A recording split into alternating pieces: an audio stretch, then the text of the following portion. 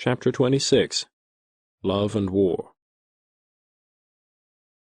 It was during the earlier phases of his connection with Chicago street railways that Cowperwood, ardently interesting himself in Stephanie Platoff, developed as serious a sex affair as any that had yet held him. At once, after a few secret interviews with her, he adopted his favorite ruse in such matters, and established bachelor quarters in the downtown section as a convenient meeting ground. Several conversations with Stephanie were not quite as illuminating as they might have been, for wonderful as she was, a kind of artistic godsend in this dull, western atmosphere, she was also enigmatic and elusive. Very. He learned speedily in talking with her on several days when they met for lunch of her dramatic ambitions, and of the seeming spiritual and artistic support she required from someone who would have faith in her and inspire her by his or her confidence. He learned all about the Garrick players, her home intimacies and friends, the growing quarrels in the dramatic organization. He asked her, as they sat in a favorite and inconspicuous resort of his finding, during one of those moments when blood and not intellect was ruling between them, whether she had ever— Once, she naively admitted. It was a great shock to Cowperwood. He had fancied her refreshingly innocent, but she explained it was all so accidental, so unintentional on her part, very. She described it all so gravely, soulfully, pathetically, with such a brooding, contemplative, backward searching of the mind, that he was astonished, and in a way touched. What a pity. It was Gardner Knowles who had done this, she admitted. But he was not very much to blame, either. It just happened. She had tried to protest, but— Wasn't she angry? Yes. But then she was sorry to do anything to hurt Gardner Knowles. He was such a charming boy, and he had such a lovely mother and sister and the like. Cowperwood was astonished. He had reached that point in life where the absence of primal innocence in a woman was not very significant. But in Stephanie, seeing that she was so utterly charming, it was almost too bad. He thought what fools the Platoffs must be to tolerate this art atmosphere for Stephanie without keeping a sharp watch over it. Nevertheless, he was inclined to believe from observation thus far that Stephanie might be hard to watch. She was ingrainedly irresponsible, apparently, so artistically nebulous, so non-self-protective. To go on and be friends with this scamp, and yet she protested that never after had there been the least thing between them. Cowperwood could scarcely believe it. She must be lying, and yet he liked her so. The very romantic, inconsequential way in which she narrated all this staggered, amused, and even fascinated him. But Stephanie, he argued, curiously, there must have been some aftermath to all this. What happened? What did you do? Nothing. She shook her head. He had to smile. But oh, don't let's talk about it, she pleaded. I don't want to. It hurts me. There was nothing more. She sighed, and Cowperwood meditated. The evil was now done, and the best that he could do, if he cared for her at all, and he did, was to overlook it. He surveyed her oddly, wonderingly. What a charming soul she was, anyhow. How naive, how brooding. She had art, lots of it. Did he want to give her up? As he might have known, it was dangerous to trifle with a type of this kind, particularly once awakened to the significance of promiscuity, and unless mastered by some absorbing passion. Stephanie had had too much flattery and affection heaped upon her in the past 2 years to be easily absorbed. Nevertheless, for the time being anyhow, she was fascinated by the significance of Cowperwood. It was wonderful to have so fine, so powerful a man care for her. She conceived of him as a very great artist in his realm, rather than as a businessman, and he grasped this fact after a very little while and appreciated it. To his delight, she was even more beautiful physically than he had anticipated, a smouldering, passionate girl who met him with a fire which, though sombre, quite rivaled his own. She was different, too, in her languorous acceptance of all that he bestowed from anyone he had ever known. She was as tactful as Rita Solberg, more so, but so preternaturally silent at times.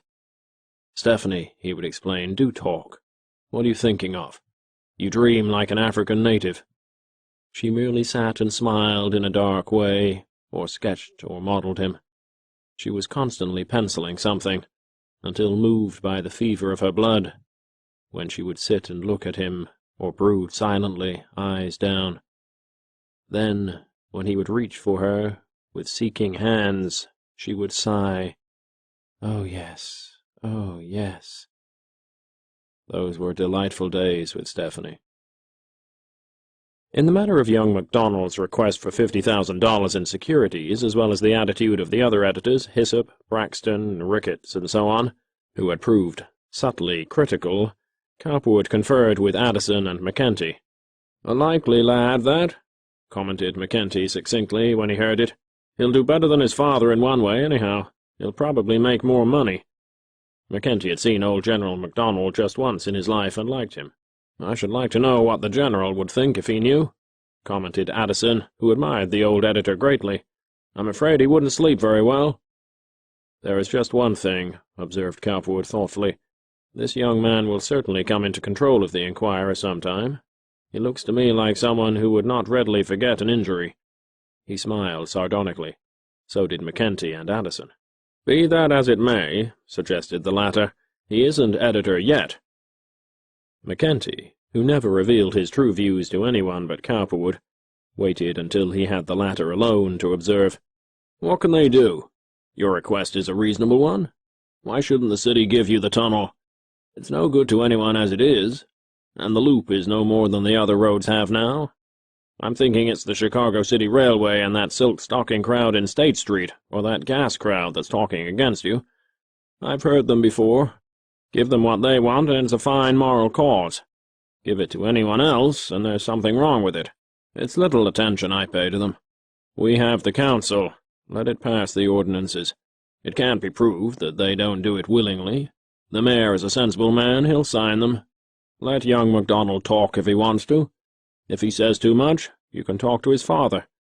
As for Hyssop, he's an old grandmother anyhow. I've never known him to be for a public improvement yet that was really good for Chicago, unless Scrihart or Merrill or O'Neill or someone else of that crowd wanted it. I know them of old. My advice is to go ahead and never mind them. To hell with them. Things will be sweet enough, once you are as powerful as they are. They'll get nothing in the future without paying for it. It's little enough they've ever done to further anything that I wanted." Cowperwood, however, remained cool and thoughtful. Should he pay young MacDonald, he asked himself. Addison knew of no influence that he could bring to bear. Finally, after much thought, he decided to proceed as he had planned. Consequently, the reporters around the City Hall and the Council Chamber who were in touch with Alderman Thomas Dowling, McKenty's leader on the floor of Council, and those who called occasionally, quite regularly in fact, at the offices of the North Chicago Street Railway Company, Cowperwood's comfortable new offices in the North Side, were now given to understand that two ordinances, one granting the free use of the LaSalle Street Tunnel for an unlimited period, practically a gift of it, and another granting a right-of-way in LaSalle, Monroe, Dearborn, and Randolph Streets to the proposed loop, would be introduced in Council very shortly. Cowperwood granted a very flowery interview, in which he explained quite enthusiastically all that the North Chicago Company was doing, and proposed to do, and made clear what a splendid development it would assure to the North Side and to the business center. At once, Scrihart, Merrill, and some individuals connected with the Chicago West Division Company began to complain, in the newspaper offices and at the clubs, to Ricketts, Braxton, young MacDonald, and the other editors. Envy of the pyrotechnic progress of the man was as much a factor in this as anything else. It did not make the slightest difference, as Cowperwood had sarcastically pointed out, that every other corporation of any significance in Chicago had asked and received without money and without price. Somehow his career in connection with Chicago Gas, his venturesome, if unsuccessful, effort to enter Chicago society, his self-acknowledged Philadelphia record, rendered the sensitive cohorts of the ultra-conservative exceedingly fearful. In Scrihart's Chronicle appeared a news column which was headed, "Plain Grab of City Tunnel Proposed." It was a very truculent statement, and irritated Cowperwood greatly. The press, Mr. Hakenen's paper, on the other hand, was most cordial to the idea of the loop, while appearing to be a little uncertain as to whether the tunnel should be granted without compensation or not. Editor Hyssop, felt called upon to insist that something more than merely nominal compensation should be made for the tunnel, and that riders should be inserted in the loop ordinance, making it incumbent upon the North Chicago Company to keep those thoroughfares in full repair and well lighted. The Enquirer, under Mr. MacDonald, Jr. and Mr. Dubois, was in rumbling opposition.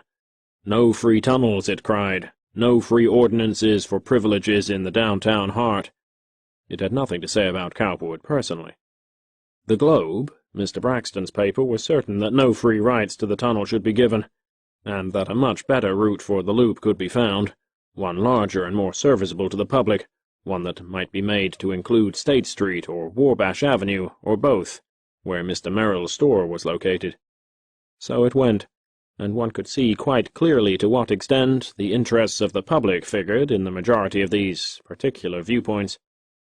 Cowperwood, individual, reliant, utterly indifferent to opposition of any kind, was somewhat angered by the manner in which these overtures had been received, but still felt that the best way out of his troubles was to follow McKenty's advice, and get power first. Once he had his cable conduit down, his new cars running, the tunnel rebuilt, brilliantly lighted, and the bridge crush disposed of, the public would see what a vast change for the better had been made, and would support him. Finally all things were in readiness, and the ordinance jammed through. McKenty, being a little dubious of the outcome, had a rocking-chair brought into the council chamber itself during the hours when the ordinances were up for consideration. In this he sat, presumably as a curious spectator, actually as a master dictating the course of liquidation in hand. Neither Cowperwood nor anyone else knew of McKenty's action until too late to interfere with it. Addison and Videra, when they read about it, as sneeringly set forth in the news columns of the papers, lifted and then wrinkled their eyebrows. "That looks pretty rough work to me," commented Addison. "I thought McKenty had more tact. That's his early Irish training." Alexander Rambaud, who was an admirer and follower of Cowperwood's, wondered whether the papers were lying, whether it really could be true that Cowperwood had a serious political compact with McKenty, which would allow him to walk roughshod over public opinion. Rambaud considered Cowperwood's proposition so sane and reasonable that he could not understand why there should be serious opposition, or why Cowperwood and McKenty should have to resort to such methods. However, the streets requisite for the loop were granted. The tunnel was leased for 999 years, at the nominal sum of $5,000 per year. It was understood that the old bridges over State, Dearborn, and Clark Streets should be put in repair or removed, but there was a joker inserted elsewhere which nullified this. Instantly there were stormy outbursts in the Chronicle, Enquirer, and Globe, but Cowperwood, when he read them, merely smiled. "Let them grumble," he said to himself. "I put a very reasonable proposition before them. Why should they complain? I'm doing more now than the Chicago City Railway. It's jealousy, that's all. If Scrihart or Merrill had asked for it, there would have been no complaint." McKenty called at the offices of the Chicago Trust Company to congratulate Cowperwood. "The boys did as I thought they would," he said. "I had to be there, though, for I heard someone say that about 10 of them intended to ditch us at the last moment." Good work," replied Cowperwood cheerfully. "This row will all blow over. It would be the same whenever we asked. The air will clear up. We'll give them such a fine service that they'll forget all about this and be glad they gave us the tunnel." Just the same, the morning after the enabling ordinances had passed, there was much derogatory comment in influential quarters. Mr. Norman Scrihart, who through his publisher had been fulminating defensively against Cowperwood, stared solemnly at Mr. Ricketts when they met. "Well," said the magnate, who imagined he foresaw a threatened attack on his Chicago City Street Railway preserves, "I see our friend Mr. Cowperwood has managed to get his own way with the council. I am morally certain he uses money to get what he's after as freely as a fireman uses water. He's as slippery as an eel. I should be glad if we could establish that there is a community of interest between him and these politicians around City Hall, or between him and Mr. McKenty. I believe he has set out to dominate this city politically as well as financially, and he'll need constant watching. If public opinion can be aroused against him, he may be dislodged in the course of time. Chicago may get too uncomfortable for him. I know Mr. McKenty personally, but he is not the kind of man I care to do business with." Mr. Scrihart's method of negotiating at City Hall was through certain reputable but somewhat slow-going lawyers who were in the employ of the South Side Company. They had never been able to reach Mr. McKenty at all. Ricketts echoed a hearty approval. "You're very right," he said with owlish smugness, adjusting a waistcoat button that had come loose and smoothing his cuffs. "He's a prince of politicians. We'll have to look sharp if we ever trap him." Mr. Ricketts would have been glad to sell out to Mr. Cowperwood, if he had not been so heavily obligated to Mr. Scrihart. He had no special affection for Cowperwood, but he recognized in him a coming man. Young MacDonald, talking to Clifford Dubois in the office of the Enquirer, and reflecting how little his private telephone message had availed him, was in a waspish, ironic frame of mind. "Well," he said, "it seems our friend Cowperwood hasn't taken our advice. He may make his mark, but the Enquirer isn't through with him by a long shot. He'll be wanting other things from the city in the future." Clifford Dubois regarded his acid young superior with a curious eye. He knew nothing of MacDonald's private telephone message to Cowperwood, but he knew how he himself would have dealt with the crafty financier had he been in MacDonald's position. "Yes, Cowperwood is shrewd," was his comment. "Pritchard, our political man, says the ways of the City Hall are greased straight up to the mayor and McKenty, and that Cowperwood can have anything he wants at any time. Tom Dowling eats out of his hand, and you know what that means. Old General Van Sickle is working for him in some way. Did you ever see that old buzzard flying around if there wasn't something dead in the woods?" "He's a slick one," remarked MacDonald. "But as for Cowperwood, he can't get away with this sort of thing very long. He's going too fast. He wants too much." Mr. Dubois smiled quite secretly. It amused him to see how Cowperwood had brushed MacDonald and his objections aside, dispensed for the time being with the services of the Enquirer. Dubois confidently believed that if the old general had been at home, he would have supported the financier. Within 8 months after seizing the LaSalle Street tunnel and gobbling 4 of the principal downtown streets for his loop, Cowperwood turned his eyes toward the completion of the second part of the program, that of taking over the Washington Street Tunnel and the Chicago West Division Company, which was still drifting along under its old horse-car regime. It was the story of the North Side Company all over again.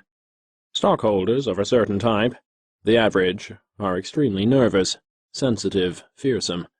They are like that peculiar bivalve, the clam, which at the slightest sense of outward pressure withdraws into its shell and ceases all activity. The City Tax Department began by instituting proceedings against the West Division Company, compelling them to disgorge various unpaid streetcar taxes, which had hitherto been conveniently neglected.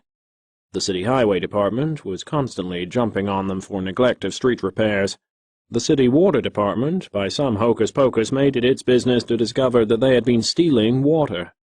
On the other hand, were the smiling representatives of Cowperwood, Caffrath, Addison, Videra, and others, approaching one director or stockholder after another with glistening accounts of what a splendid day would set in for the Chicago West Division Company, if only it would lease 51% of its holdings. 51% of 1,250 shares, par value $200, for the fascinating sum of $600 per share and 30% interest on all stock not assumed. Who could resist? Starve and beat a dog on the one hand, wheedle, pet, and hold meat in front of it on the other, and it can soon be brought to perform. Cowperwood knew this. His emissaries for good and evil were tireless.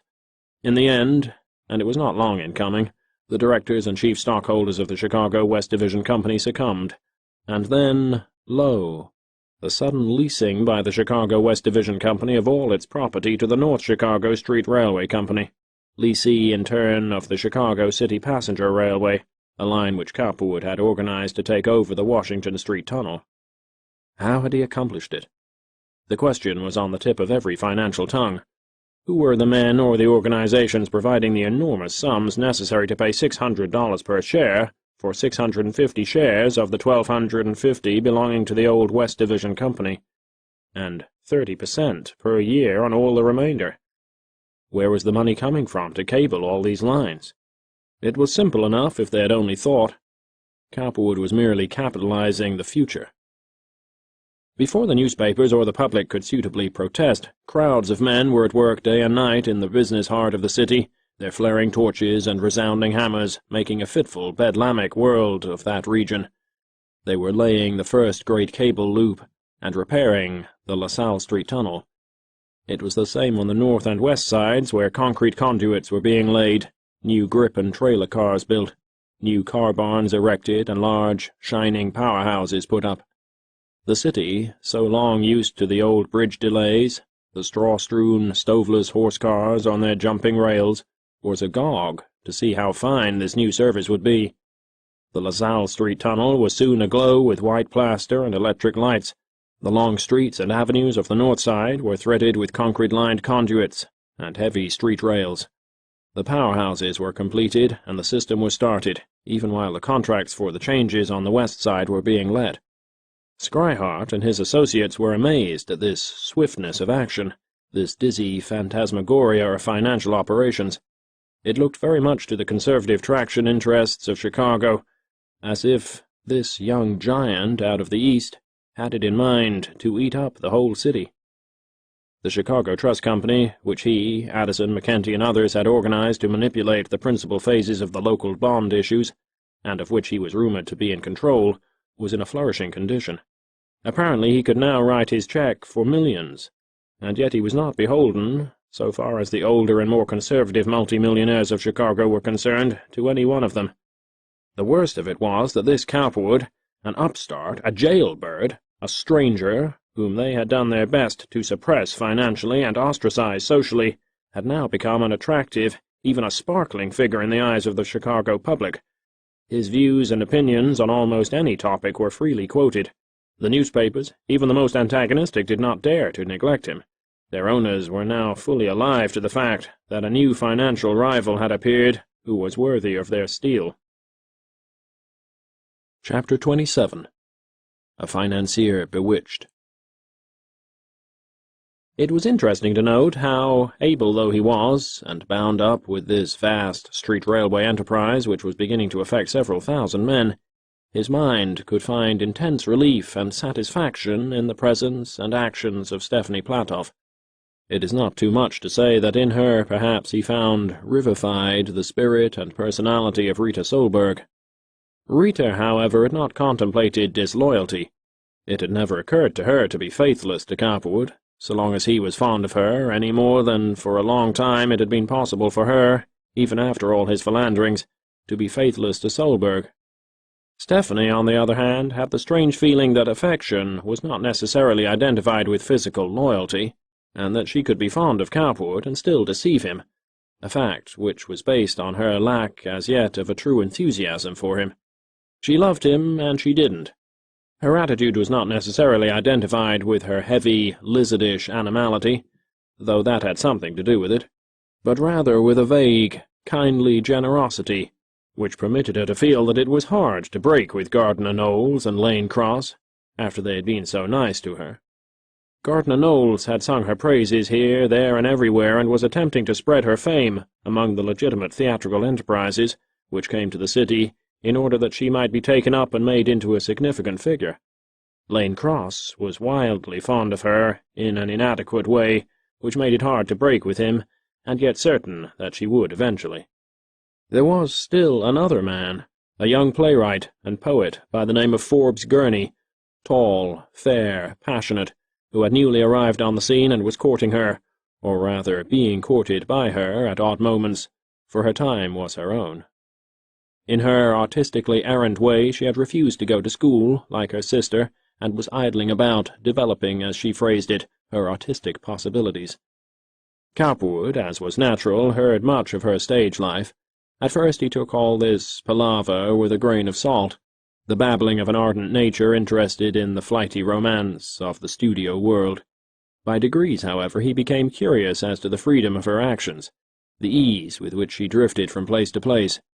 Lane Cross's studio, Bliss Bridge's bachelor rooms, where he appeared always to be receiving his theatrical friends of the Garrick Players, Mr. Gardner Knowles's home on the near north side, where he was frequently entertaining a party after the theatre. It seemed to Cowperwood, to say the least, that Stephanie was leading a rather free and inconsequential existence, and yet it reflected her exactly, the colour of her soul. But he began to doubt and wonder. "Where were you, Stephanie, yesterday?"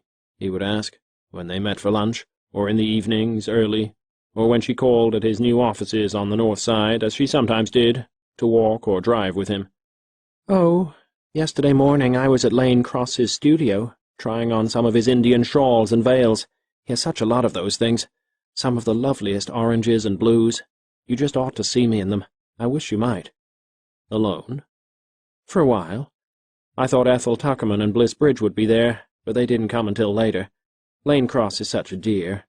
He's sort of silly at times, but I like him. His portraits are so bizarre." She went off into a description of his pretentious but insignificant art. Cowperwood marvelled. Not at Lane Cross's art, nor his shawls, but at this world in which Stephanie moved. He could not quite make her out. He had never been able to make her explain satisfactorily that first single relationship with Gardner Knowles, which she declared had ended so abruptly. Since then he had doubted, as was his nature. But this girl was so sweet, childish, irreconcilable with herself, like a wandering breath of air or a pale-coloured flower, that he scarcely knew what to think. The artistically inclined are not prone to quarrel with an enticing sheaf of flowers. She was heavenly to him, coming in as she did at times when he was alone, with bland eyes, and yielding herself in a kind of summery ecstasy. She had always something artistic to tell of storms, wind, dust, clouds, smoke forms, the outline of buildings, the lake, the stage. She would cuddle in his arms and quote long sections from Romeo and Juliet, Paolo and Francesca, The Ring and the Book, Keats' Eve of St. Agnes. He hated to quarrel with her because she was like a wild rose, or some art form in nature. Her sketchbook was always full of new things. Her muff, or the light silk shawl she wore in the summer, sometimes concealed a modelled figure of some kind, which he would produce with a look like that of a doubting child, and if he wanted it, if he liked it, he could have it. Cowperwood meditated deeply. He scarcely knew what to think. The constant atmosphere of suspicion and doubt in which he was compelled to remain came by degrees to distress and anger him. While she was with him, she was clinging enough, but when she was away, she was ardently cheerful and happy.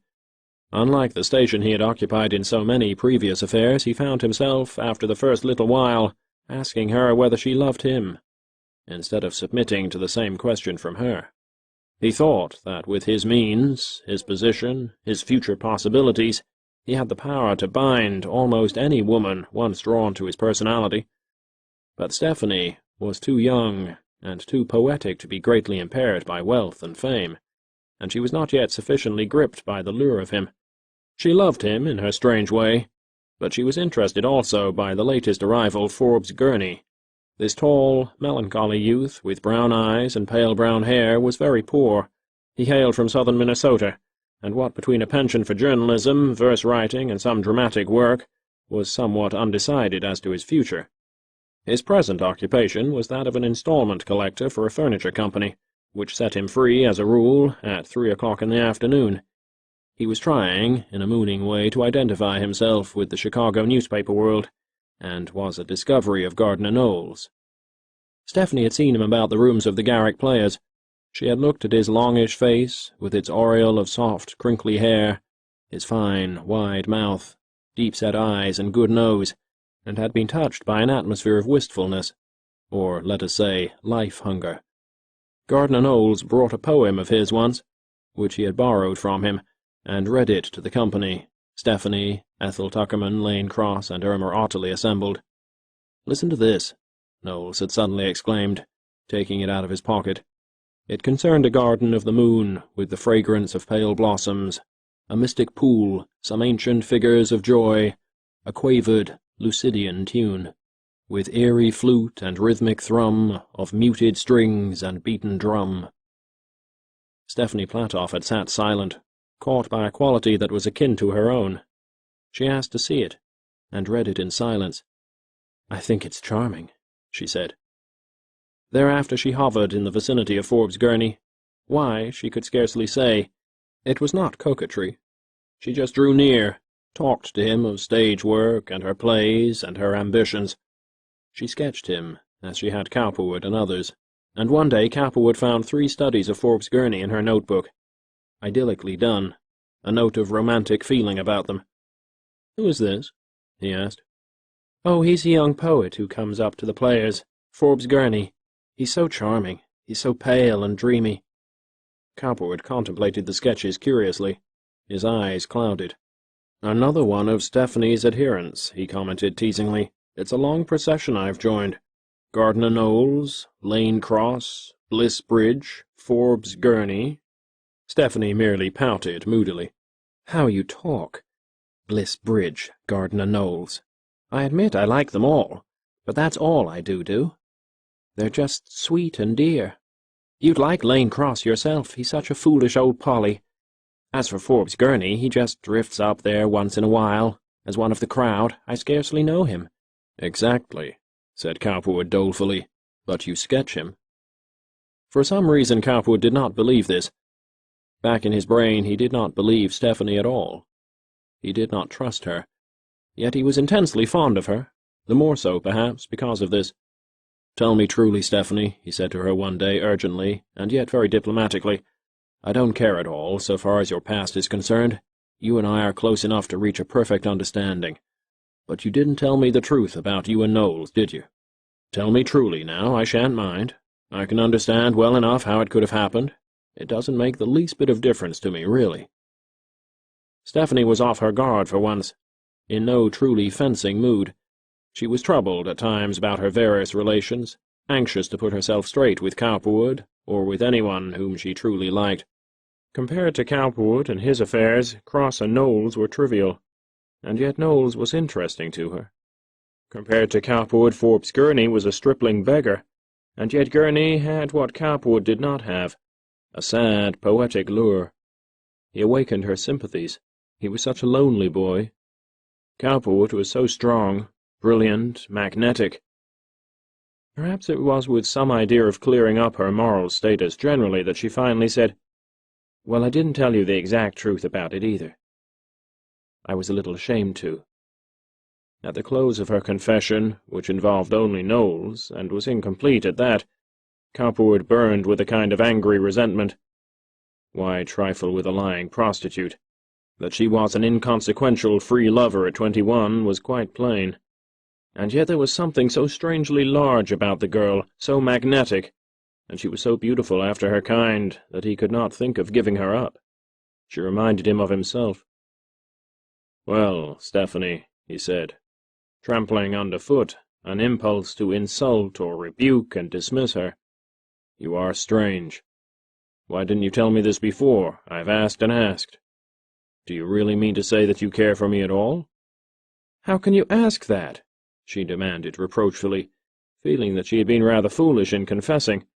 Perhaps she would lose him now, and she did not want to do that. Because his eyes blazed with a jealous hardness, she burst into tears. "Oh, I wish I had never told you. There's nothing to tell, anyhow. I never wanted to." Cowperwood was nonplussed.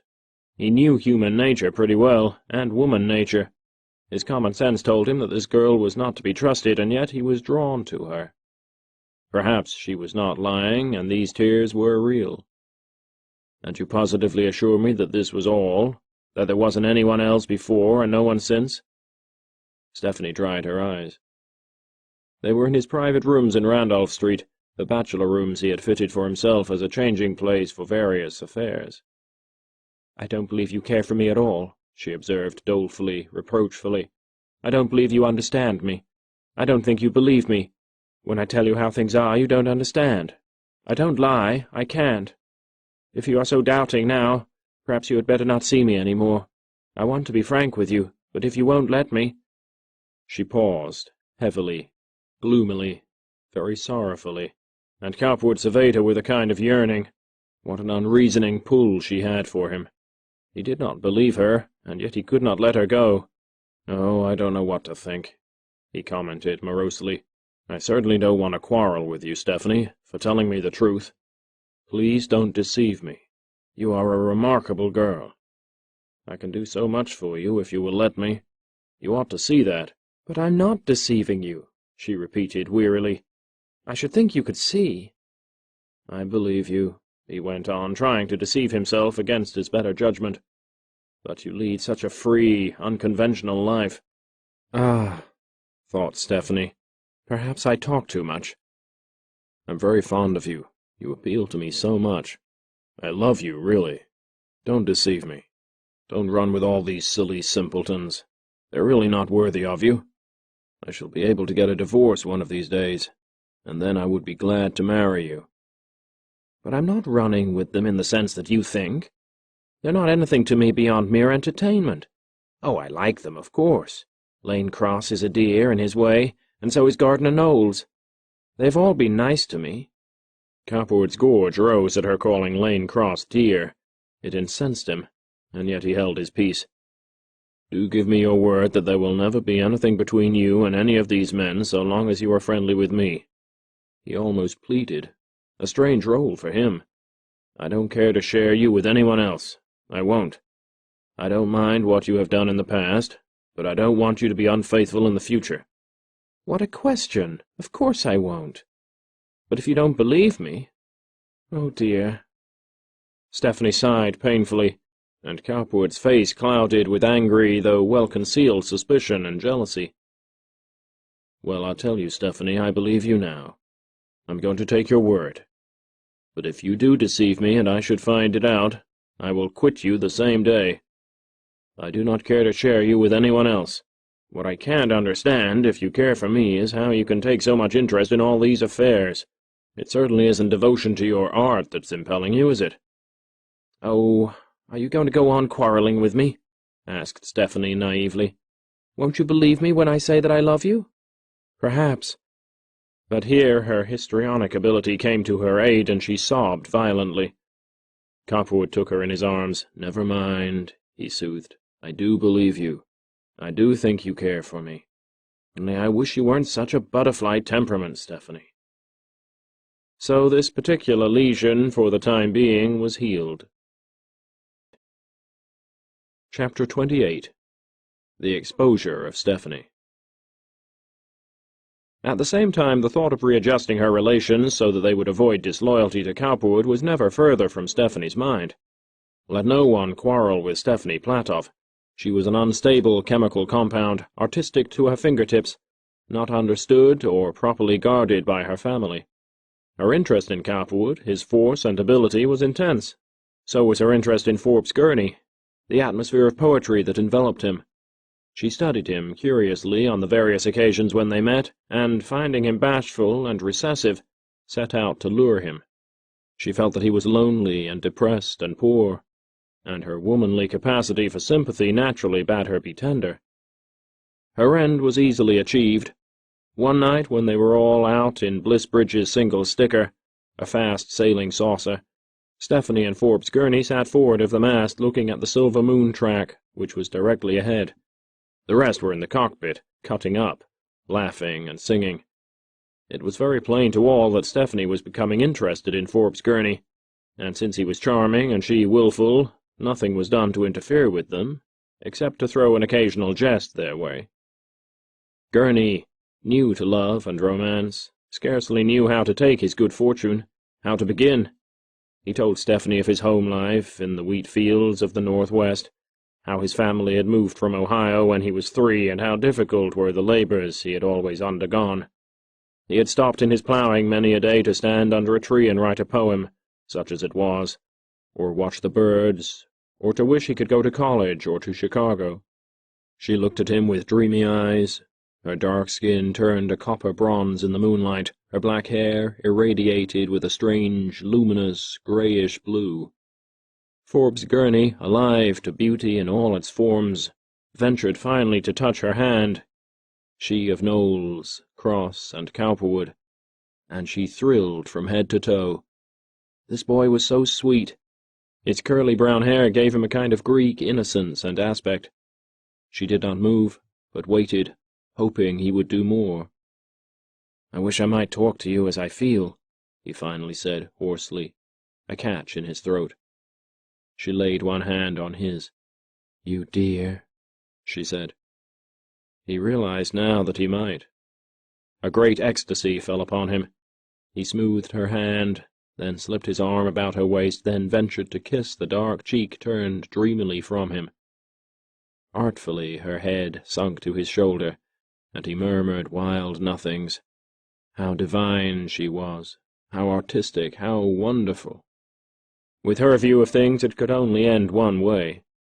She maneuvered him into calling on her at her home, into studying her books and plays on the top-floor sitting-room, into hearing her sing. Once fully in his arms, the rest was easy by suggestion. He learned she was no longer innocent, and then... In the meantime, Cowperwood mingled his speculations concerning large powerhouses, immense reciprocating engines, the problem of a wage scale for his now 2,000 employees, some of whom were threatening to strike, the problem of securing bonding and equipping the LaSalle Street Tunnel, and a downtown loop in LaSalle, Monroe, Dearborn, and Randolph Streets, with mental inquiries and pictures as to what possibly Stephanie Platoff might be doing. He could only make appointments with her from time to time. He did not fail to note that, after he began to make use of information she let drop as to her whereabouts from day to day, and her free companionship, he heard less of Gardner Knowles, Lane Cross, and Forbes Gurney, and more of Georgia Timberlake and Ethel Tuckerman. Why this sudden reticence? On one occasion she did say of Forbes Gurney that he was having such a hard time, and that his clothes weren't as nice as they should be, poor dear. Stephanie herself, owing to gifts made to her by Cowperwood, was resplendent these days. She took just enough to complete her wardrobe according to her taste. "Why not send him to me?" Cowperwood asked. "I might find something to do for him." He would have been perfectly willing to put him in some position where he could keep track of his time. However, Mr. Gurney never sought him for a position, and Stephanie ceased to speak of his poverty. A gift of $200, which Cowperwood made her in June, was followed by an accidental meeting with her and Gurney in Washington Street. Mr. Gurney, pale and pleasant, was very well dressed indeed. He wore a pin which Cowperwood knew had once belonged to Stephanie. She was in no way confused. Finally, Stephanie let it out that Lane Cross, who had gone to New Hampshire for the summer, had left his studio in her charge. Cowperwood decided to have this studio watched. There was in Cowperwood's employ at this time a young newspaper man, an ambitious spark, aged 26, by the name of Francis Kennedy. He had written a very intelligent article for the Sunday Inquirer describing Cowperwood and his plans, and pointing out what a remarkable man he was. This pleased Cowperwood. When Kennedy called one day, announcing smartly that he was anxious to get out of reportorial work, and inquiring whether he couldn't find something to do in the street railway world, Cowperwood saw in him a possibly useful tool. "I'll try you out as secretary for a while," he said pleasantly. "There are a few special things I want done. If you succeed in those, I may find something else for you later." Kennedy had been working for him only a little while when he said to him one day, "Francis, did you ever hear of a young man by the name of Forbes Gurney in the newspaper world?" They were in Cowperwood's private office. "No, sir," replied Francis briskly. "You have heard of an organization called the Garrick Players, haven't you?" "Yes, sir." "Well, Francis, do you suppose you could undertake a little piece of detective work for me, and handle it intelligently and quietly?" "I think so," said Francis, who was the pink of perfection this morning, in a brown suit, garnet tie, and sard sleevelings. His shoes were immaculately polished, and his young, healthy face glistened. "I'll tell you what I want you to do. There's a young actress, or amateur actress, by the name of Stephanie Platoff, who frequents the studio of an artist named Cross in the New Arts Building. She may even occupy it in his absence, I don't know. I want you to find out for me what the relations of Mr. Gurney and this woman are. I have certain business reasons for wanting to know." Young Kennedy was all attention. "You couldn't tell me where I could find out anything about this Mr. Gurney to begin with, could you?" he asked. "I think he is a friend of a critic here by the name of Gardner Knowles. You might ask him. I need not say that you must never mention me." "Oh, I understand that thoroughly, Mr. Cowperwood." Young Kennedy departed, meditating. How was he to do this? With true journalistic skill he first sought other newspaper men, from whom he learned, a bit from one and a scrap from another, of the character of the Garrick players, and of the women who belonged to it. He pretended to be writing a one-act play which he hoped to have produced. He then visited Lane Cross's studio, posing as a newspaper interviewer. Mr. Cross was out of town, so the elevator man said. His studio was closed. Mr. Kennedy meditated on this fact for a moment. "Does anyone use his studio during the summer months?" he asked. "I believe there is a young woman who comes here, yes." "You don't happen to know who it is?" "Yes, I do. Her name is Platoff. What do you want to know for?" "Looky here," exclaimed Kennedy, surveying the rather shabby attendant with a cordial and persuasive eye. "Do you want to make some money? $5 or $10, and without any trouble to you?" The elevator man, whose wages were exactly $8 a week, pricked up his ears. "I want to know who comes here with this Miss Platoff when they come. All about it. I'll make it $15 if I find out what I want, and I'll give you $5 right now." The elevator factotum had just 65 cents in his pocket at the time. He looked at Kennedy with some uncertainty and much desire. "Well, what can I do?" he repeated. "I'm not here after 6. The janitor runs this elevator from 6 to 12. "There isn't a room vacant anywhere near this one, is there?" Kennedy asked speculatively. The factotum thought. "Yes, there is. One just across the hall." "What time does she come here, as a rule?" "I don't know anything about nights. In the day, she sometimes comes mornings, sometimes in the afternoons." "Anybody with her?" "Sometimes a man, sometimes a girl or two. I haven't really paid much attention to her, to tell you the truth."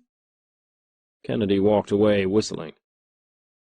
From this day on, Mr. Kennedy became a watcher over this very unconventional atmosphere. He was in and out, principally observing the comings and goings of Mr. Gurney. He found what he naturally suspected, that Mr. Gurney and Stephanie spent hours here at peculiar times, after a company of friends had jollified, for instance, and all had left, including Gurney, when the latter would quietly return, with Stephanie sometimes, if she had left with the others, alone if she had remained behind. The visits were of varying duration, and Kennedy, to be absolutely accurate, kept days, dates, and duration of the hours, which he left noted in a sealed envelope for Cowperwood in the morning. Cowperwood was enraged, but so great was his interest in Stephanie that he was not prepared to act. He wanted to see to what extent her duplicity would go. The novelty of this atmosphere and its effect on him was astonishing. Although his mind was vigorously employed during the day, nevertheless his thoughts kept returning constantly. Where was she? What was she doing? The bland way in which she could lie reminded him of himself. To think that she could prefer anyone else to him, especially at this time when he was shining as a great constructive factor in the city, was too much. It smacked of age, his ultimate displacement by youth. It cut and hurt. One morning, after a peculiarly exasperating night of thought concerning her, he said to young Kennedy, "I have a suggestion for you.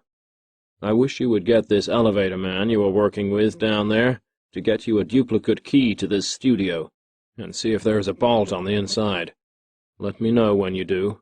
Bring me the key. The next time she is there of an evening with Mr. Gurney, step out and telephone me." The climax came one night several weeks after this discouraging investigation began. There was a heavy yellow moon in the sky, and a warm, sweet summer wind was blowing. Stephanie had called on Cowperwood at his office about 4 to say that instead of staying downtown with him, as they had casually planned, she was going to her home on the west side to attend a garden party of some kind at Georgia Timberlake's. Cowperwood looked at her with, for him, a morbid eye. It was all cheer, geniality, pleasant badinage. But he was thinking all the while what a shameless enigma she was, how well she played her part, what a fool she must take him to be.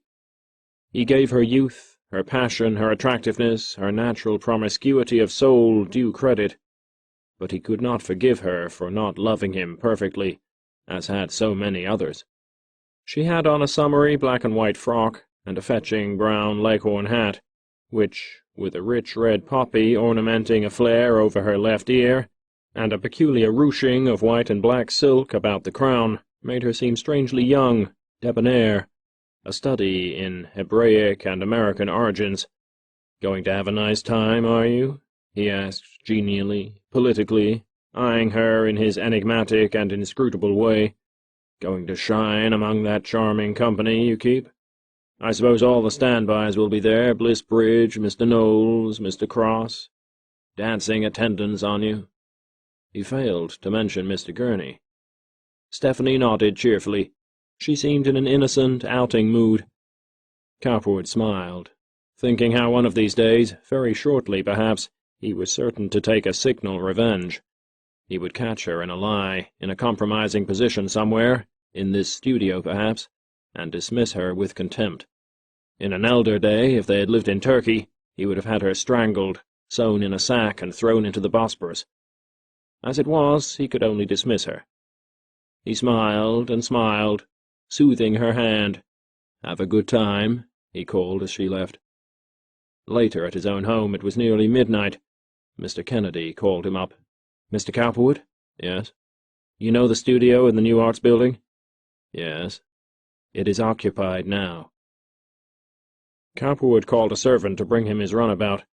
He had had a downtown locksmith make a round key stem with a broad clutch at the end of it, a hollow which would fit over the end of such a key as he had to the studio, and turn it easily from the outside. He felt in his pocket for it, jumped in his runabout, and hurried away. When he reached the New Arts Building, he found Kennedy in the hall and dismissed him. "Thanks," he observed briskly. "I will take care of this." He hurried up the stairs, avoiding the elevator, to the vacant room opposite, and thence reconnoitered the studio door. It was as Kennedy had reported. Stephanie was there, and with Gurney. The pale poet had been brought there to furnish her an evening of delight. Because of the stillness of the building at this hour, he could hear their muffled voices, speaking alternately, and once Stephanie singing the refrain of a song. He was angry, and yet grateful that she had, in her genial way, taken the trouble to call and assure him that she was going to a summer lawn party and dance. He smiled grimly, sarcastically, as he thought of her surprise. Softly he extracted the clutch key and inserted it, covering the end of the key on the inside and turning it. It gave solidly, without sound. He next tried the knob and turned it, feeling the door spring slightly as he did so. Then, inaudibly, because of a gurgled laugh with which he was thoroughly familiar, he opened it and stepped in. At his rough, firm cough they sprang up, Gurney to a hiding position behind a curtain, Stephanie to one of concealment behind draperies on the couch. She could not speak, and could scarcely believe that her eyes did not deceive her. Gurney, masculine and defiant, but by no means well composed, demanded, "Who are you? What do you want here?" Cowperwood replied very simply and smilingly, "Not very much. Perhaps Miss Platoff there will tell you." He nodded in her direction. Stephanie, fixed by his cold, examining eye, shrank nervously, ignoring Gurney entirely. The latter perceived on the instant that he had a previous liaison to deal with, an angry and outraged lover, and he was not prepared to act either wisely or well. "Mr. Gurney," said Mr. Cowperwood complacently, after staring at Stephanie grimly and scorching her with his scorn, "I have no concern with you, and do not propose to do anything to disturb you or Miss Platoff after a few moments. I'm not here without reason. This young woman has been steadily deceiving me. She has lied to me frequently and pretended an innocence which I did not believe. Tonight she told me she was to be at a lawn party on the West Side. She has been my mistress for months. I have given her money, jewelry, whatever she wanted. Those jade earrings, by the way, are one of my gifts." He nodded cheerfully in Stephanie's direction. "I have come here simply to prove to her that she cannot lie to me any more. Heretofore, every time I have accused her of things like this, she has cried and lied. I do not know how much you know of her, or how fond you are of her. I merely wish her, not you, to know," and he turned and stared at Stephanie, "that the day of her lying to me is over." During this very peculiar harangue, Stephanie, who, nervous, fearful, fixed, and yet beautiful, remained curled up in the corner of the suggestive oriental divan, had been gazing at Cowperwood in a way which plainly attested, trifle as she might with others, that she was nevertheless fond of him, intensely so. His strong, solid figure, confronting her so ruthlessly, gripped her imagination, of which she had a world. She had managed to conceal her body in part, but her brown arms and shoulders, her bosom, trim knees, and feet were exposed in part. Her black hair and naive face were now heavy, sad, distressed.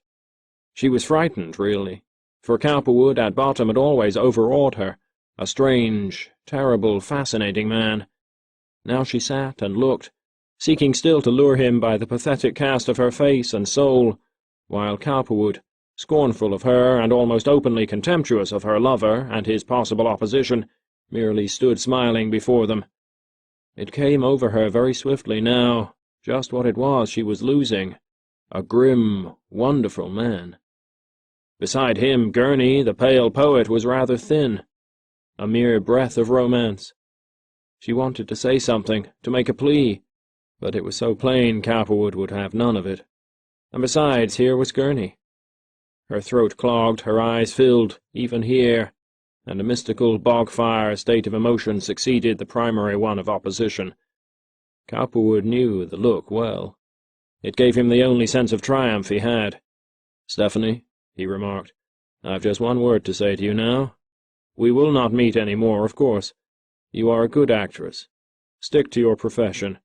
You may shine in it if you do not merge it too completely with your loves. As for being a free lover, it isn't incompatible with what you are, perhaps, but it isn't socially advisable for you. Good night." He turned and walked quickly out. "Oh, Frank!" called Stephanie in a strange, magnetized, despairing way. Even in the face of her astonished lover, Gurney stared with his mouth open. Cowperwood paid no heed. Out he went through the dark hall and down the stairs. For once, the lure of a beautiful, enigmatic, immoral, and promiscuous woman, poison flower though she was haunting him. "Damn her," he exclaimed. "Damn the little beast, anyhow. The dash! The dash!" He used terms so hard, so vile, so sad, all because he knew for once what it was to love and lose, to want ardently in his way and not to have, now or ever after. He was determined that his path and that of Stephanie Platoff should never be allowed to cross again. Chapter 29. A Family Quarrel. It chanced that shortly before this liaison was broken off, some troubling information was quite innocently conveyed to Aileen by Stephanie Platoff's own mother. One day Mrs. Platoff, in calling on Mrs. Cowperwood, commented on the fact that Stephanie was gradually improving in her art, that the Garrick players had experienced a great deal of trouble, and that Stephanie was shortly to appear in a new role, something Chinese. "That was such a charming set of jade you gave her," she volunteered genially. "I only saw it the other day for the first time. She never told me about it before. She prizes it so very highly that I feel as though I ought to thank you myself." Aileen opened her eyes. "Jade?" she observed curiously. "Why, I don't remember." Recalling Cowperwood's proclivities on the instant, she was suspicious, distraught. Her face showed her perplexity. "Why, yes," replied Mrs. Platoff, Aileen's show of surprise troubling her. "The earrings and necklet, you know. She said you gave them to her." "To be sure," answered Aileen, catching herself as by a hair. "I do recall it now, but it was Frank who really gave them. I hope she likes them." She smiled sweetly. "She thinks they're beautiful, and they do become her," continued Mrs. Platoff pleasantly, understanding it all as she fancied. The truth was that Stephanie, having forgotten, had left her makeup box open one day at home, and her mother, rummaging in her room for something, had discovered them, and genially confronted her with them, for she knew the value of jade. Nonplussed for the moment, Stephanie had lost her mental, though not her outward composure, and referred them back casually to an evening at the Cowperwoods' home when Aileen had been present, and the gauds had been genially forced upon her. Unfortunately for Aileen, the matter was not to be allowed to rest just so, for going one afternoon to a reception given by Rhys Greer, a young sculptor of social proclivities, who had been introduced to her by Taylor Lord, she was given a taste for what it means to be a neglected wife, from a public point of view. As she entered on this occasion, she happened to overhear two women talking in a corner behind a screen erected to conceal wraps. "Oh, here comes Mrs. Cowperwood," said one. "She's the street railway magnate's wife. Last winter and spring he was running with that Platoff girl of the Garrick Players, you know." The other nodded, studying Aileen's splendiferous green velvet gown with envy. "I wonder if she's faithful to him?" she queried, while Aileen strained to hear. "She looks daring enough." Aileen managed to catch a glimpse of her observers later, when they were not looking, and her face showed her mingled resentment and feeling. But it did no good. The wretched gossipers had wounded her in the keenest way. She was hurt, angry, nonplussed. To think that Cowperwood, by his very ability, should expose her to such gossip as this. One day, not long after her conversation with Mrs. Platoff, Aileen happened to be standing outside the door of her own boudoir, the landing of which commanded the lower hall, and there overheard two of her servants discussing the Cowperwood ménage in particular and Chicago life in general. One was a tall, angular girl of perhaps 27 or 8, a chambermaid, the other a short, stout woman of 40, who held the position of assistant housekeeper. They were pretending to dust, though gossip conducted in a whisper was the matter for which they were foregathered. The tall girl had recently been employed in the family of Amar Corcoran, the former president of the Chicago West Division Railway, and now a director of the new West Chicago Street Railway Company. "And I was that surprised," Aileen heard this girl saying, "to think I should be coming here. I could scarcely believe my ears when they told me. Why, Miss Florence was running out to meet him 2 or 3 times in the week. The wonder to me was that her mother never guessed." "Och," replied the other, "he's the very devil and all when it comes to the women." Aileen did not see the upward lift of the hand that accompanied this. "There was a little girl that used to come here. Her father lives up the street here. Hakenin is his name. He owns that morning paper, The Press, and he has a fine house up the street here a little way.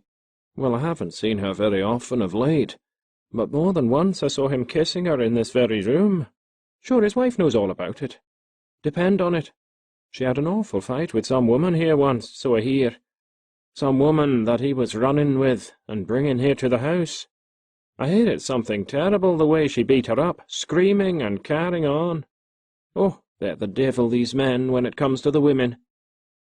A slight rustling sound from somewhere sent the two gossipers on their several ways, but Aileen had heard enough to understand. What was she to do? How was she to learn more of these new women, of whom she had never heard at all? She at once suspected Florence Corcoran, for she knew that this servant had worked in the Corcoran family, and then Cecily Hakenin, the daughter of the editor with whom they were on the friendliest terms. Cowperwood kissing her. Was there no end to his liaisons, his infidelity? She returned, fretting and grieving, to her room, where she meditated and meditated, wondering whether she should leave him, wondering whether she should reproach him openly, wondering whether she should employ more detectives. What good would it do? She had employed detectives once. Had it prevented the Stephanie Platoff incident? Not at all. Would it prevent other liaisons in the future? Very likely not. Obviously, her home life with Cowperwood was coming to a complete and disastrous end. Things could not go on in this way. She had done wrong, possibly, in taking him away from Mrs. Cowperwood No. 1, though she could scarcely believe that, for Mrs. Lillian Cowperwood was so unsuited to him. But this repayment! If she had been at all superstitious or religious, and had known her Bible, which she didn't, she might have quoted to herself that very fatalistic statement of the New Testament, "With what measure ye mete, it shall be measured unto you again." The truth was that Cowperwood's continued propensity to rove at liberty among the fair sex could not in the long run fail of some results of an unsatisfactory character. Coincident with the disappearance of Stephanie Platoff, he launched upon a variety of episodes. The charming daughter of so wealthy a man as Editor Hakenin, his sincerest and most sympathetic journalistic supporter, and the daughter of Amar Corcoran, falling victim, among others, to what many would have called his wiles. As a matter of fact, in most cases he was as much sinned against as sinning, since the provocation was as much offered as given. The manner in which he came to get in with Cecily Hakenin was simple enough. Being an old friend of the family and a frequent visitor at her father's house, he found this particular daughter of desire an easy victim. She was a vigorous blonde creature of 20 at this time, very full and plump, with large violet eyes, and with considerable alertness of mind. a sort of doll girl with whom Cowperwood found it pleasant to amuse himself. A playful, gambling relationship had existed between them when she was a mere child attending school, and had continued through her college years whenever she happened to be at home on a vacation. In these very latest days, when Cowperwood on occasion sat in the Hakenin library consulting with the journalistic publisher concerning certain moves which he wished to have put right before the public, he saw considerably more of Cecily. One night, when her father had gone out to look up the previous action of the city council in connection with some matter of franchises, a series of more or less sympathetic and understanding glances suddenly culminated in Cecily's playfully waving a new novel, which she happened to have in her hand, in Cowperwood's face, and he, in reply, laid hold caressingly of her arms.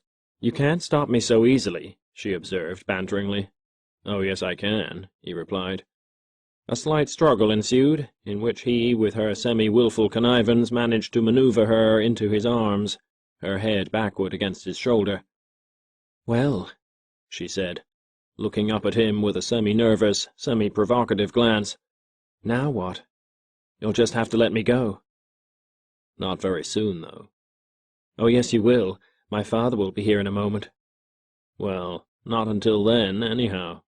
You're getting to be the sweetest girl." She did not resist, but remained gazing half nervously, half dreamily at him, whereupon he smoothed her cheek and then kissed her. Her father's returning step put an end to this, but from this point on, ascent or descent to a perfect understanding was easily made. In the matter of Florence Corcoran, the daughter of Amar Corcoran, the president of the Chicago West Division Company, a second affair of the period, the approach was only slightly different, the result the same. This girl, to furnish only a brief impression, was a blonde of a different type from Cecily, delicate, picturesque, dreamy. She was mildly intellectual at this time, engaged in reading Marlowe and Johnson, and Cowperwood, busy in the manner of the West Chicago Street Railway and conferring with her father, was conceived by her as a great personage of the Elizabethan order. In a tentative way, she was in revolt against an apple-pie order of existence which was being forced upon her. Cowperwood recognized the mood, trifled with her spiritedly, looked into her eyes, and found the response he wanted. Neither old Amar Corcoran nor his impeccably respectable wife ever discovered. Subsequently, Aileen, reflecting upon these latest developments, was from one point of view actually pleased, or eased. There is always safety in numbers, and she felt that if Cowperwood were going to go on like this, it would not be possible for him in the long run to take a definite interest in any one, and so, all things considered, and other things being equal, he would probably just as leave remain married to her as not. But what a comment, she could not help reflecting, on her own charms. What an end to an ideal union that had seemed destined to last all their days.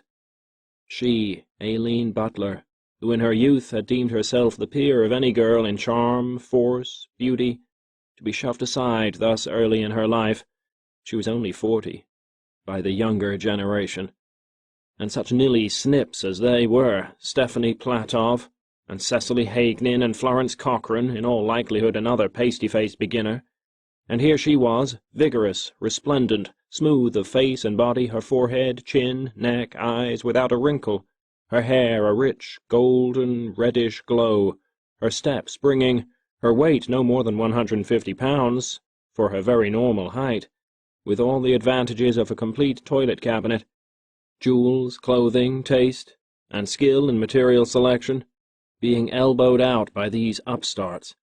It was almost unbelievable. It was so unfair. Life was so cruel, Cowperwood so temperamentally unbalanced. Dear God, to think that this should be true. Why should he not love her? She studied her beauty in the mirror from time to time, and raged and raged. Why was her body not sufficient for him? Why should he deem anyone more beautiful? Why should he not be true to his reiterated protestations that he cared for her? Other men were true to other women. Her father had been faithful to her mother. At the thought of her own father and his opinion of her conduct she winced, but it did not change her point of view as to her present rights. See her hair, see her eyes, see her smooth, resplendent arms. Why should Cowperwood not love her? Why, indeed? One night, shortly afterward, she was sitting in her boudoir reading, waiting for him to come home, when the telephone bell sounded, and he informed her that he was compelled to remain at the office late. Afterward he said he might be obliged to run on to Pittsburgh for 36 hours or thereabouts, but he would surely be back on the third day, counting the present as one. Aileen was chagrined. Her voice showed it. They had been scheduled to go to dinner with the Herxmers, and afterward to the theatre. Cowperwood suggested that she should go alone, but Aileen declined rather sharply. She hung up the receiver without even the pretense of a goodbye. And then at 10 o'clock he telephoned again, saying that he had changed his mind, and that if she were interested to go anywhere, a later supper or the like, she should dress. Otherwise he would come home expecting to remain. Aileen immediately concluded that some scheme he had to amuse himself had fallen through. Having spoiled her evening, he was coming home to make as much hay as possible out of this bit of sunshine. This infuriated her. The whole business of uncertainty in the matter of his affections was telling on her nerves. A storm was in order, and it had to come. He came bustling in a little later, slipped his arms around her as she came forward, and kissed her on the mouth. He smoothed her arms in a make-believe and yet tender way, and patted her shoulders. Seeing her frown, he inquired, "What's troubling babykins?" "Oh, nothing more than usual," replied Aileen irritably. "Let's not talk about that. Have you had your dinner?" "Yes, we had it brought in." He was referring to McKenty, Addison, and himself, and the statement was true. Being in an honest position for once, he felt called upon to justify himself a little. "It couldn't be avoided tonight. I'm sorry that this business takes up so much of my time, but I'll get out of it some day soon. Things are bound to ease up." Aileen withdrew from his embrace and went to her dressing-table. A glance showed her that her hair was slightly awry, and she smoothed it into place. She looked at her chin, and then went back to her book, rather sulkily, he thought. "Now, Aileen, what's the trouble?" he inquired. "Aren't you glad to have me up here? I know you've had a pretty rough road of it of late, but aren't you willing to let bygones be bygones and trust to the future a little?" "The future! The future! Don't talk to me about the future. It's little enough it holds in store for me," she replied. Cowperwood saw that she was verging on an emotional storm, but he trusted to his powers of persuasion and her basic affection for him to soothe and quell her. "I wish you wouldn't act in this way, pet," he went on. "You know I've always cared for you. You know I always shall. I'll admit that there are a lot of little things which interfere with my being at home as much as I would like at present, but that doesn't alter the fact that my feeling is the same. I should think you could see that." "Feeling? Feeling?" taunted Aileen suddenly. "Yes, I know how much feeling you have. You have feeling enough to give other women sets of jade and jewels, and to run around with every silly little snip you meet. You needn't come home here at 10 o'clock when you can't go anywhere else and talk about feeling for me. I know how much feeling you have. Pshaw!" She flung herself irritably back in her chair and opened her book. Cowperwood gazed at her solemnly, for this thrust in regard to Stephanie was a revelation. This woman business could grow peculiarly exasperating at times. "What do you mean, anyhow?" he observed cautiously, and with much seeming candor. "I haven't given any jade or jewels to anyone, nor have I been running around with any little snips, as you call them. I don't know what you're talking about, Aileen." "Oh, Frank," commented Aileen wearily and incredulously, "you lie so. Why do you stand there and lie? I'm so tired of it. I'm so sick of it all. How should the servants know of so many things to talk of here if they weren't true? I didn't invite Mrs. Platoff to come and ask me why you had given her daughter a set of jade. I know why you lie. You want to hush me up and keep quiet. You're afraid I'll go to Mr. Hagnen or Mr. Cochran or Mr. Platoff or all three. Well, you can rest your soul on that score. I won't. I'm sick of you and your lies. Stephanie Platoff, the thin stick. Cecily Hagnen, the little piece of gum. And Florence Cochran. She looks like a dead fish." Aileen had a genius for characterization at times. "If it just weren't for the way I acted toward my family in Philadelphia, and the talk it would create and the injury it would do you financially, I'd act tomorrow. I'd leave you. That's what I'd do. And to think that I should ever have believed that you really loved me, or could care for any woman permanently. Bosh. But I don't care. Go on. Only I tell you one thing. You needn't think I'm going to go on enduring all this as I have in the past. I'm not. You're not going to deceive me always. I'm not going to stand it. I'm not so old yet. There are plenty of men who will be glad to pay me attention if you won't. I told you once that I wouldn't be faithful to you if you weren't to me, and I won't be. I'll show you. I'll go with other men. I will. I swear it. Aileen, he asked softly, pleadingly, realizing the futility of additional lies under such circumstances. Won't you forgive me this time? Bear with me for the present. I scarcely understand myself at times.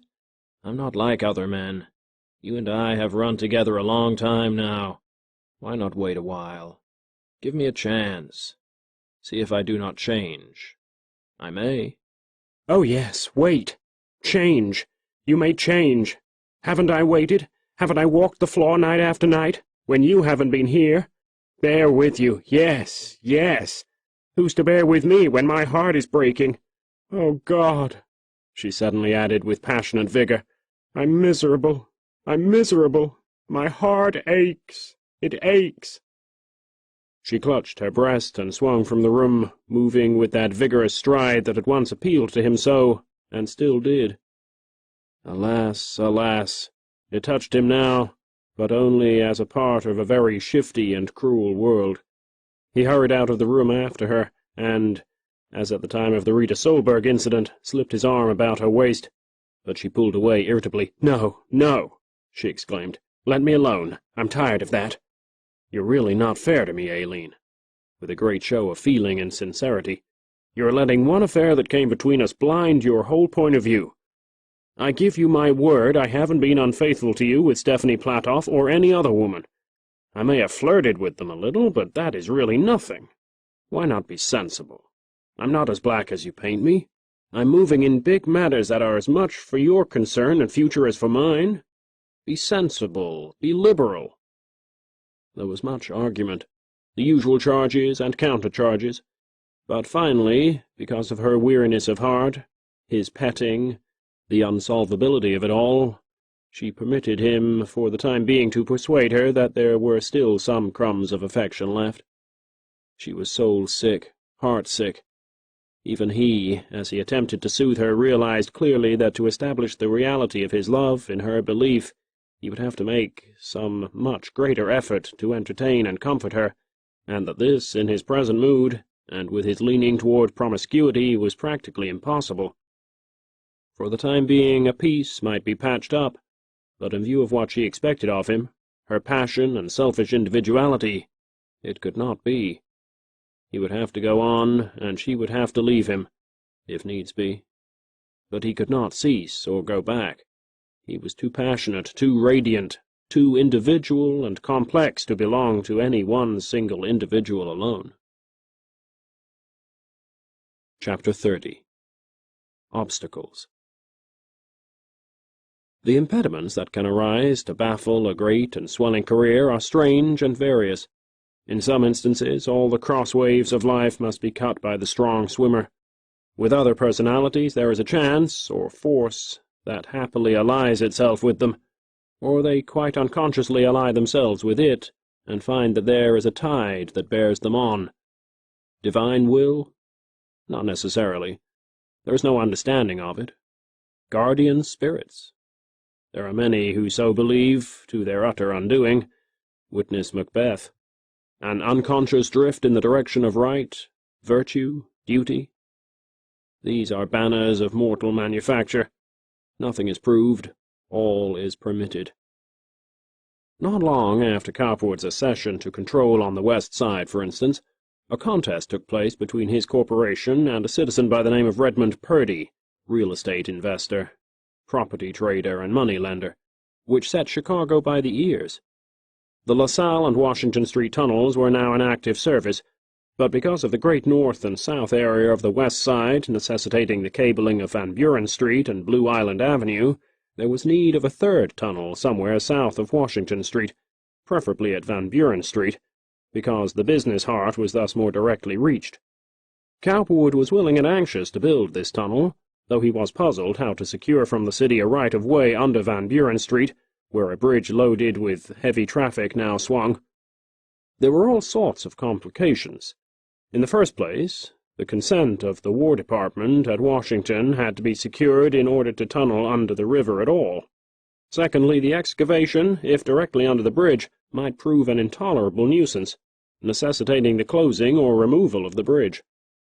Owing to the critical, not to say hostile, attitude of the newspapers, which, since the LaSalle and Washington tunnel grants, were following his every move with a searchlight, Cowperwood decided not to petition the city for privileges in this case, but instead to buy the property rights of sufficient land just north of the bridge, where the digging of the tunnel could proceed without interference.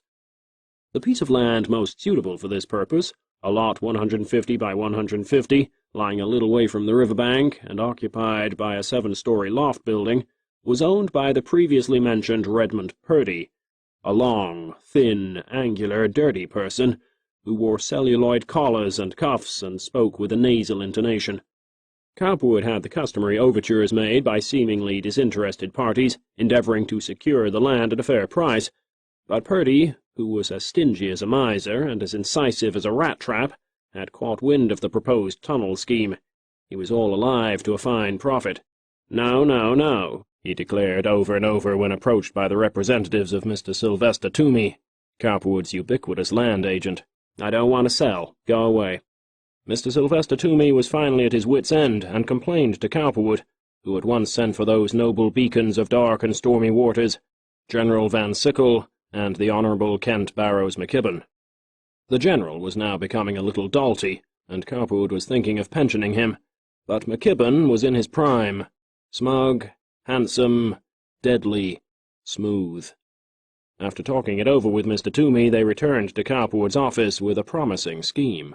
The Honourable Nahum Dickensheets, one of the judges of the State Court of Appeals, and a man long since attached by methods which need not be described here to Cowperwood's star, had been persuaded to bring his extensive technical knowledge to bear on the emergency.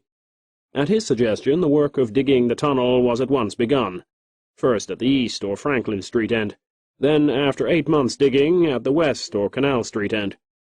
A shaft was actually sunk some 30 feet back of Mr. Purdy's building, between it and the river, while that gentleman watched with a quizzical gleam in his eye this defiant procedure.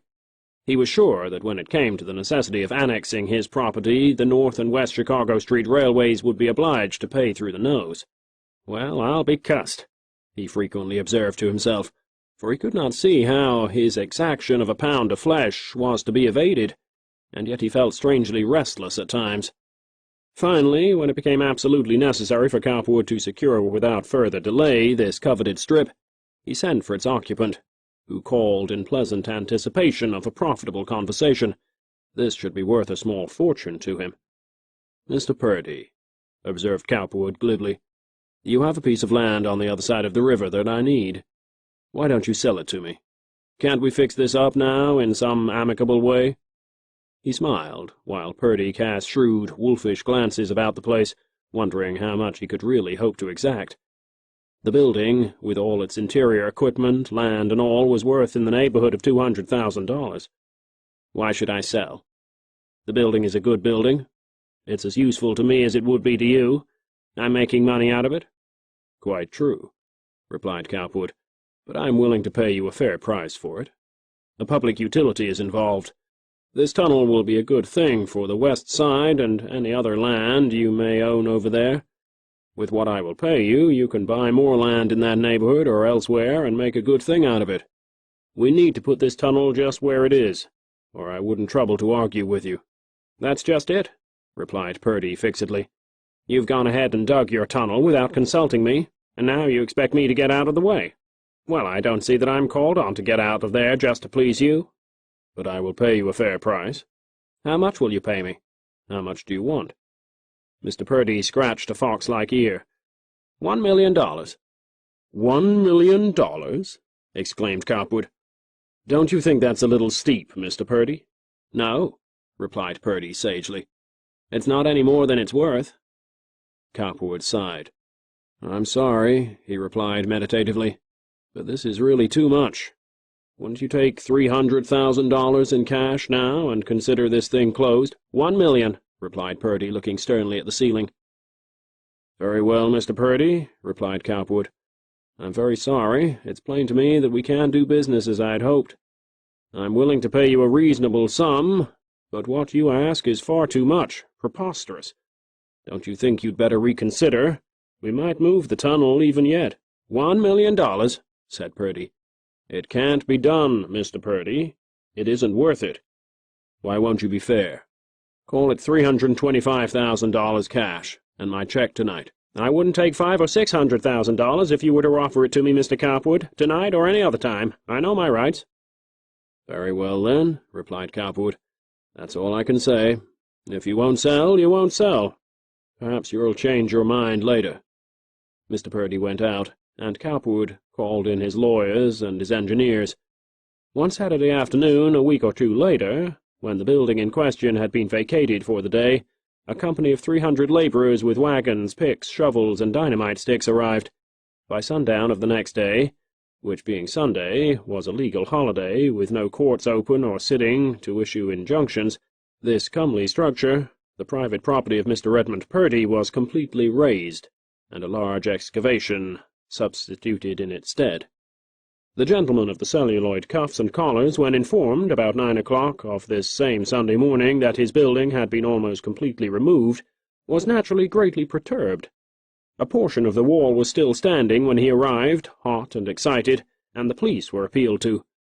But, strange to say, this was of little avail, for they were shown a writ of injunction issued by the court of highest jurisdiction presided over by the Honourable Nahum Dickensheets, which restrained all and sundry from interfering. Subsequently, on demand of another court, this remarkable document was discovered to have disappeared. The contention was that it had never really existed or been produced at all. The demolition and digging proceeded. Then began a scurrying of lawyers to the door of one friendly judge after another. There were apoplectic cheeks, blazing eyes, and gasps for breath while the enormity of the offence was being noised abroad. Law is law, however. Procedure is procedure, and no writ of injunction was either issuable or returnable on a legal holiday when no courts were sitting. Nevertheless, by 3 o'clock in the afternoon an obliging magistrate was found who consented to issue an injunction staying this terrible crime. By this time, however, the building was gone, the excavation complete. It remained merely for the West Chicago Street Railway Company to secure an injunction vacating the first injunction, praying that its rights, privileges, liberties, etc., be not interfered with, and so creating a contest which naturally threw the matter into the State Court of Appeals, where it could safely lie. For several years there were numberless injunctions, writs of errors, doubts, motions to consider, threats to carry the matter from the state to the federal courts on a matter of constitutional privilege and the like. The affair was finally settled out of court, for Mr. Purdy by this time was a more sensible man. In the meantime, however, the newspapers had been given full details of the transaction, and a storm of words against Cowperwood ensued. But more disturbing than the Redmond Purdy incident was the rivalry of a new Chicago Street Railway Company. It appeared first as an idea in the brain of one James Furnivale Wilson, a determined young Westerner from California, and developed by degrees into consents and petitions from fully 2/3 of the residents of various streets in the extreme southwest section of the city, where it was proposed the new line should be located. This same James Furnivale Wilson, being an ambitious person, was not to be so easily put down. Besides the consent and petitions, which Cowperwood could not easily get away from him, he had a new form of traction then being tried out in several minor cities, a form of electric propulsion, by means of an overhead wire and a traveling pole, which was said to be very economical, and to give a service better than cables and cheaper even than horses. Cowperwood had heard all about this new electric system some time before, and had been studying it for several years with the greatest interest since it promised to revolutionize the whole business of street railroading. However, having but so recently completed his excellent cable system, he did not see that it was advisable to throw it away. The trolley was as yet too much of a novelty. Certainly it was not advisable to have it introduced into Chicago until he was ready to introduce it himself, first on his outlying feeder lines, he thought, then perhaps generally.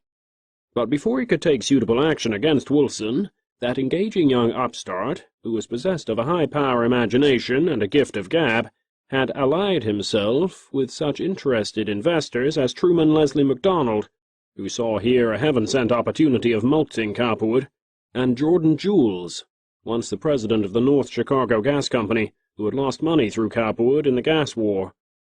Two better instruments for goading a man whom they considered an enemy could not well be imagined. Truman Leslie, with his dark, waspish, mistrustful, jealous eyes, and his slim, vital body, and Jordan Jules, short, rotund, sandy, a sickly crop of thin, oily, light hair growing down over his coat collar, his forehead and crown glisteningly bald, his eyes a seeking, searchful, revengeful blue. They, in turn, brought in Samuel Blackman, once president of the Southside Gas Company, Sunderland Sled, of local railroad management and stock investment fame, and Norrie Sims, president of the Douglas Trust Company, who, however, was little more than a fiscal agent. The general feeling was that Cowperwood's defensive tactics, which consisted in having the city council refuse to act, could be easily met.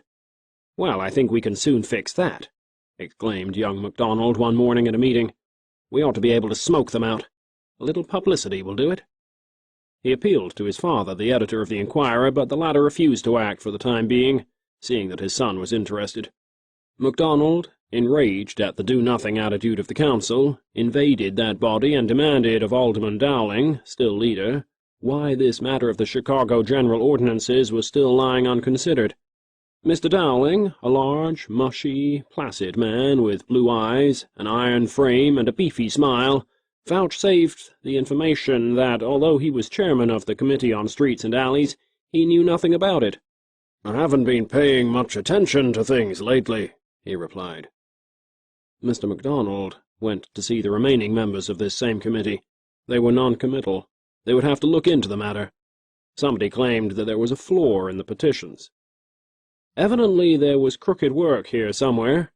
Cowperwood was to blame, no doubt. MacDonald conferred with Blackman and Jordan Jules, and it was determined that the council should be harried into doing its duty. This was a legitimate enterprise. A new and better system of traction was being kept out of the city. Schryhart, since he was offered an interest, and since there was considerable chance of his being able to dominate the new enterprise, agreed that the ordinances ought to be acted upon.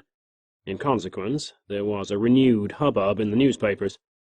It was pointed out through Schryhart's Chronicle, through Hyssop's and Merrill's papers, and through the Enquirer that such a situation was intolerable.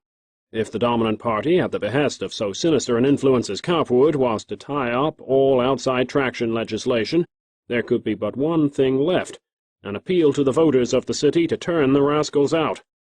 No party could survive such a record of political trickery and financial jugglery. McKenty, Dowling, Cowperwood, and others were characterized as unreasonable obstructionists and debasing influences. But Cowperwood merely smiled. These were the caterwaulings of the enemy. Later, when young MacDonald threatened to bring legal action to compel the council to do its duty, Cowperwood and his associates were not so cheerful. A mandamus proceeding, however futile, would give the newspapers great opportunity for chatter. Moreover, a city election was drawing near. However, McKenty and Cowperwood were by no means helpless.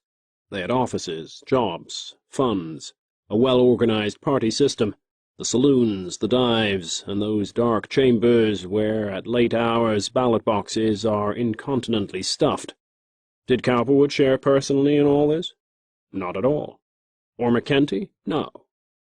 In good tweed and fine linen, they frequently conferred in the offices of the Chicago Trust Company, the president's office of the North Chicago Street Railway System, and Mr. Cowperwood's library. No dark scenes were ever enacted there. But just the same, when the time came, the Schryhart-Sims-MacDonald editorial combination did not win. Mr. McKenty's party had the votes. A number of the most flagrantly debauched aldermen, it is true, were defeated, but what is an alderman here and there? The newly elected ones, even in the face of pre-election promises and vows, could be easily suborned or convinced. So the anti-Cowperwood element was just where it was before, but the feeling against him was much stronger, and considerable sentiment generated in the public at large, that there was something wrong with the Cowperwood method of street railway control. Chapter 31. Untoward Disclosures. Coincident with these public disturbances, and of subsequent bearing upon them, was the discovery by editor Aileen of Cowperwood's relationship with Cecily. It came about not through Aileen, who was no longer willing to fight Cowperwood in this matter, but through Ailin's lady society editor, who, hearing rumours in the social world, springing from heaven knows where, and being beholden to Aileen for many favours, had carried the matter to him in a very direct way. Aileen, a man of insufficient worldliness in spite of his journalistic profession, scarcely believed it. Cowperwood was so suave, so commercial. He had heard many things concerning him, his past, but Cowperwood's present state in Chicago was such, it seemed to him, as to preclude petty affairs of this kind. Still, the name of his daughter being involved, he took the matter up with Cecily, who, under pressure, confessed. She made the usual plea that she was of age, and that she wished to live her own life, logic which she had gathered largely from Cowperwood's attitude. Aileen did nothing about it at first, thinking to send Cecily off to an aunt in Nebraska, but finding her intractable and fearing some counter-advice or reprisal on the part of Cowperwood, who, by the way, had endorsed paper to the extent of $100,000 for him, he decided to discuss matters first. It meant a cessation of relations and some inconvenient financial readjustments, but it had to be. He was just on the point of calling on Cowperwood when the latter, unaware as yet of the latest development in regard to Cecily, and having some variation of his counsel program to discuss with Aileen, asked him over the telephone to lunch. Aileen was much surprised, but in a way relieved. "I am busy," he said very heavily, "but cannot you come to the office sometime today? There is something I would like to see you about." Cowperwood, imagining that there was some editorial or local political development on foot which might be of interest to him, made an appointment for shortly after 4. He drove to the publisher's office in the press building and was greeted by a grave and almost despondent man. "Mr. Cowperwood," began Aileen, when the financier entered, smart and trig, his usual air of genial sufficiency written all over him, "I have known you now for something like 14 years, and during this time I have shown you nothing but courtesy and goodwill. It is true that quite recently you have done me various financial favours, but that was more due, I thought, to the sincere friendship you bore me than to anything else. Quite accidentally, I have learned of the relationship that exists between you and my daughter. I have recently spoken to her, and she admitted all that I need to know. Common decency, it seems to me, might have suggested to you that you leave my child out of the list of women you have degraded. Since it has not, I merely wish to say to you," and Mr. Ailin's face was very tense and white, "that the relationship between you and me is ended. The $100,000 you have endorsed for me will be arranged for otherwise as soon as possible, and I hope you will return to me the stock of this paper that you hold as collateral. Another type of man, Mr. Cowperwood, might attempt to make you suffer in another way. I presume that you have no children of your own, or that if you have, you lack the parental instinct. Otherwise you could not have injured me in this fashion. I believe that you will live to see that this policy does not pay in Chicago or anywhere else." Aileen turned slowly on his heel toward his desk. Cowperwood, who had listened very patiently and very fixedly, without a tremor of an eyelash, merely said, "There seems to be no common intellectual ground, Mr. Aileen, upon which you and I can meet in this matter. You cannot understand my point of view. I could not possibly adopt yours. However, as you wish it, the stock will be returned to you upon receipt of my endorsements. I cannot say more than that." He turned and walked unconcernedly out, thinking that it was too bad to lose the support of so respectable a man, but also that he could do without it. It was silly, the way parents insisted on their daughters being something that they did not wish to be. Aileen stood by his desk after Cowperwood had gone, wondering where he should get $100,000 quickly, and also what he should do to make his daughter see the error of her ways. It was an astonishing blow he had received, he thought, in the house of a friend. It occurred to him that Walter Melville Hyssop, who was succeeding mightily with his 2 papers, might come to his rescue, and that later he could repay him when the press was more prosperous. He went out to his house in a quandary concerning life and chance, while Cowperwood went to the Chicago Trust Company to confer with Videra, and later out to his own home to consider how he should equalize this loss. The state and fate of Cecily Hagnin was not of so much importance as many other things on his mind at this time. Far more serious were his cogitations with regard to a liaison he had recently ventured to establish with Mrs. Hosmer Hand, wife of an eminent investor and financier. Hand was a solid, phlegmatic, heavy-thinking person who had some years before lost his first wife, to whom he had been eminently faithful.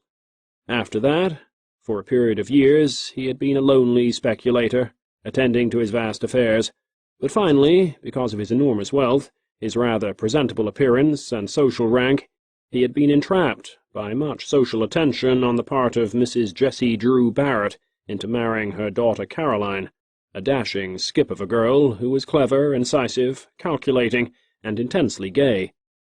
Since she was socially ambitious and without much heart, the thought of Hand's millions, and how advantageous would be her situation in case he should die, had enabled her to overlook quite easily his heavy, unyouthful appearance, and to see him in the light of a lover. There was criticism, of course. Hand was considered a victim, and Caroline and her mother designing minxes and cats. But since the wealthy financier was truly ensnared, it behooved friends and future satellites to be courteous, and so they were. The wedding was very well attended. Mrs. Hand began to give house parties, teas, musicales, and receptions on a lavish scale.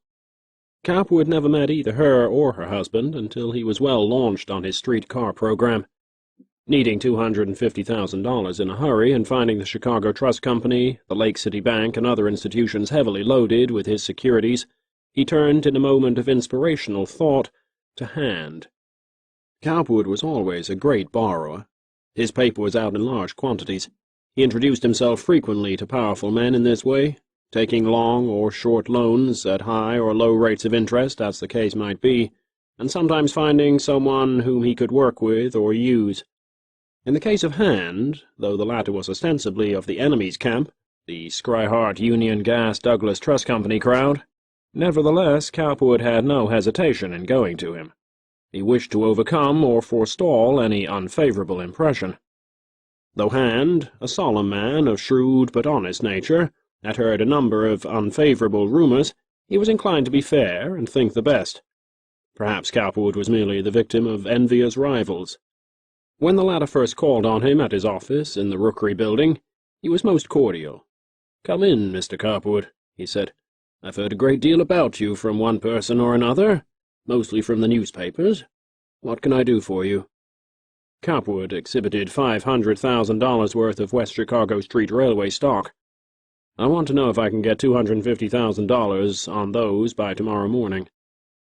Hand, a placid man, looked at the securities peacefully. "What's the matter with your own bank?" He was referring to the Chicago Trust Company. "Can't it take care of them for you?" "Loaded up with other things just now," smiled Cowperwood ingratiatingly. "Well, if I can believe all the newspapers say, you're going to wreck these roads or Chicago or yourself, but I don't live by the papers. How long would you want it for? 6 months, perhaps? A year, if you choose?" Hand turned over the securities, eyeing their gold seals. $500,000 worth of 6% West Chicago preferred, he commented. "Are you earning 6%? We're earning 8 right now. You'll live to see the day when these shares will sell at $200 and pay 12% at that. And you've quadrupled the issue of the old company? Well, Chicago's growing. Leave them here until tomorrow, or bring them back. Send over or call me and I'll tell you." They talked for a little while on street railway and corporation matters. Hand wanted to know something concerning West Chicago land, a region adjoining Ravenswood. Cowperwood gave him his best advice. The next day he phoned, and the stocks, so Hand informed him, were available. He would send a check over. So, thus, a tentative friendship began, and it lasted until the relationship between Cowperwood and Mrs. Hand was consummated and discovered. In Caroline Barrett, as she occasionally preferred to sign herself, Cowperwood encountered a woman who was as restless and fickle as himself, but not so shrewd. Socially ambitious, she was anything but socially conventional, and she did not care for Hand. Once married, she had planned to repay herself in part by a very gay existence. The affair between her and Cowperwood had begun at a dinner at the magnificent residence of Hand on the North Shore Drive overlooking the lake. Cowperwood had gone to talk over with her husband various Chicago matters. Mrs. Hand was excited by his risque reputation. A little woman in stature, with intensely white teeth, red lips, which she did not hesitate to rouge on occasion, brown hair and small brown eyes, which had a gay, searching, defiant twinkle in them. She did her best to be interesting, clever, witty, and she was. "I know Frank Cowperwood by reputation, anyhow," she exclaimed, holding out a small, white, jewelled hand, the nails of which, at their juncture with the flesh, were tinged with henna, and the palms of which were slightly rouged. Her eyes blazed and her teeth gleamed. One can scarcely read of anything else in the Chicago papers. Cowperwood returned his most winning beam. "I'm delighted to meet you, Mrs. Hand. I've read of you, too, but I hope you don't believe all the papers say about me. And if I did, it wouldn't hurt you in my estimation. To do is to be talked about in these days." Cowperwood, because of his desire to employ the services of Hand, was at his best. He kept the conversation within conventional lines, but all the while he was exchanging secret, unobserved smiles with Mrs. Hand, whom he realized at once had married Hand for his money, and was bent under a somewhat jealous espionage to have a good time anyhow. There is a kind of eagerness that goes with those who are watched and wish to escape, that gives them a gay, electric awareness and sparkle in the presence of an opportunity for release. Mrs. Hand had this. Cowperwood, a past master in this matter of femininity, studied her hands, her hair, her eyes, her smile.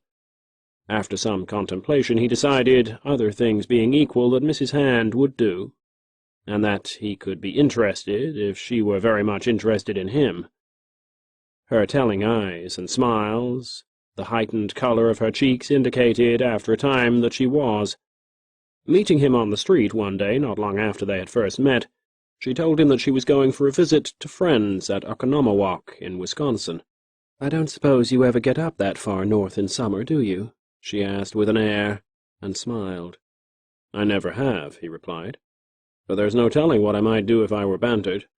I suppose you ride and canoe?" "Oh, yes, and play tennis and golf, too." "But where would a mere idler like me stay?" "Oh, there are several good hotels. There's never any trouble about that. I suppose you ride yourself?" "After a fashion," replied Cowperwood, who was an expert. Witness then the casual encounter on horseback, early one Sunday morning, in the painted hills of Wisconsin, of Frank Algernon Cowperwood and Caroline Hand. A jaunty, racing canter side by side, idle talk concerning people, scenery, conveniences, his usual direct suggestions and love-making, and then, subsequently, the day of reckoning, if such it might be called, came later. Caroline Hand was perhaps unduly reckless. She admired Cowperwood greatly without really loving him. He found her interesting principally because she was young, debonair, sufficient, a new type. They met in Chicago after a time instead of in Wisconsin, then in Detroit, where she had friends, then in Rockford, where a sister had gone to live.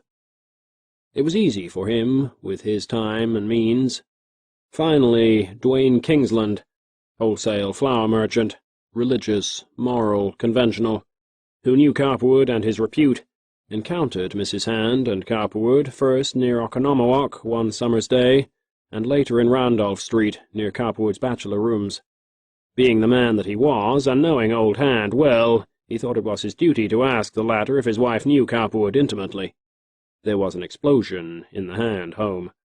Mrs. Hand, when confronted by her husband, denied, of course, that there was anything wrong between her and Cowperwood. Her elderly husband, from a certain telltale excitement and resentment in her manner, did not believe this. He thought once of confronting Cowperwood, but, being heavy and practical, he finally decided to sever all business relationships with him, and fight him in other ways. Mrs. Hand was watched very closely, and a suborned maid discovered an old note she had written to Cowperwood.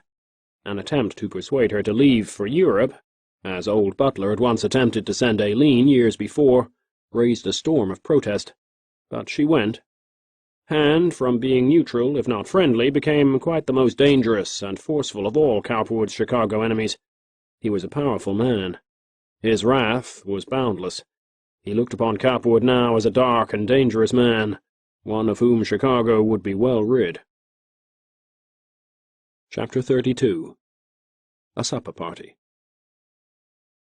Since the days in which Aileen had been left more or less lonely by Cowperwood, however, no two individuals had been more faithful in their attentions than Taylor Lord and Kent McKibbin.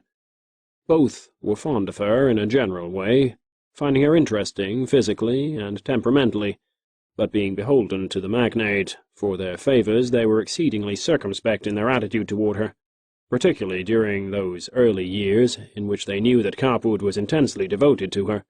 Later, they were not so careful.